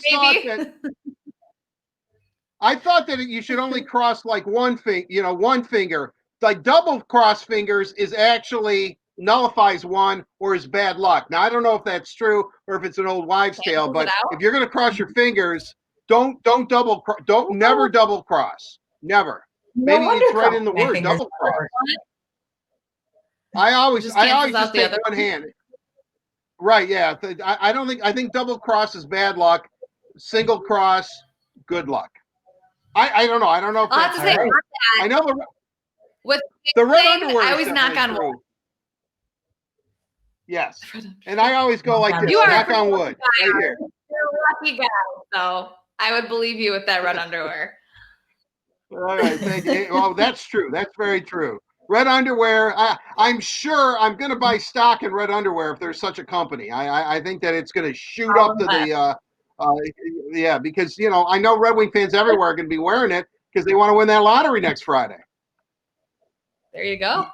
Invest, Art, invest. Yeah. You bet. Well, Carly, thank you so much. That was all great stuff. Some great questions. That does it for today's Let's Socialize presented by AAA. AAA says, thank you with free roadside assistance for first responders and healthcare workers fighting to defeat COVID-19. You protect us by going to work every day. Let AAA protect you on the way there and back. And again, guys, it's 2:00. We're at the end of our show. But before we go, I did want to remind you that the Tigers live auction is still going on their website, and you can bid on some really cool items all the way through Sunday, the 21st. So that's this Sunday. Hey, maybe you could get something for Father's Day. It might be a little bit delayed, but you could still get a really cool gift for Dad if you take part in the Tigers auction. And we're also going to have some Fox Sports Detroit games to watch all weekend. Another thing you can enjoy with your dad, some great Tigers pitching, some classic games here tonight. You can watch the Galarraga almost perfect game, the Verlander no-hitter tomorrow. Saturday, you can watch some playoff throwback with 2013 ALDS Game 5 and the Boyd one-hitter on Sunday. So a great lineup for your Father's Day weekend. And the last thing I've got to remind you guys of is the Tigers virtual happy hour. That is tonight starting at 6 p.m. Matt Shepard will be with some of our great pitching prospects that are in the Tigers lineup, and they've got some big personalities. So I'm expecting that this happy hour will be a lot of fun. Art, are you going to be tuning in? Oh, you bet I do. Anytime Matt is part of it, I'm not sure exactly what the lineup is, but I hope our good buddy Alex Faedo is part of it. That guy is something else. He's quite a character. Yeah. I really enjoy the young Tigers, and again, and that's another great thing about watching this rebuild is get to know these guys, see them almost from day one when they become a Detroit prospect, and then they morph into a Detroit Tigers player. So. And you really get to see these virtual parties are great because you get to see a side of them, they're competitive. Certainly they're competitive, but the side that binds us all together as human beings, as Igor Larionov has told me many, many times, we are all made from the same material. So I'm looking forward to it tonight. Yeah. I wonder if any of them will go as far as telling us what color underwear they wear for good luck. Well, I know that many of them tune into this show religiously, so I'm sure they're all being red. Red underwear until next Friday. The 26th, like the 27th of June, you can start wearing multicolored underwear, any kind of underwear you want. Until then, red underwear for luck. Red Wings got to get that #1 overall pick. All right, guys, you heard it here. If you don't have any red underwear, make sure you get on your phone, order some from Amazon. I don't know, but get your red underwear and make sure you are back here next Tuesday at noon for the Word on Woodward presented by Raymond. Art, it's always a pleasure. We'll see you guys next week.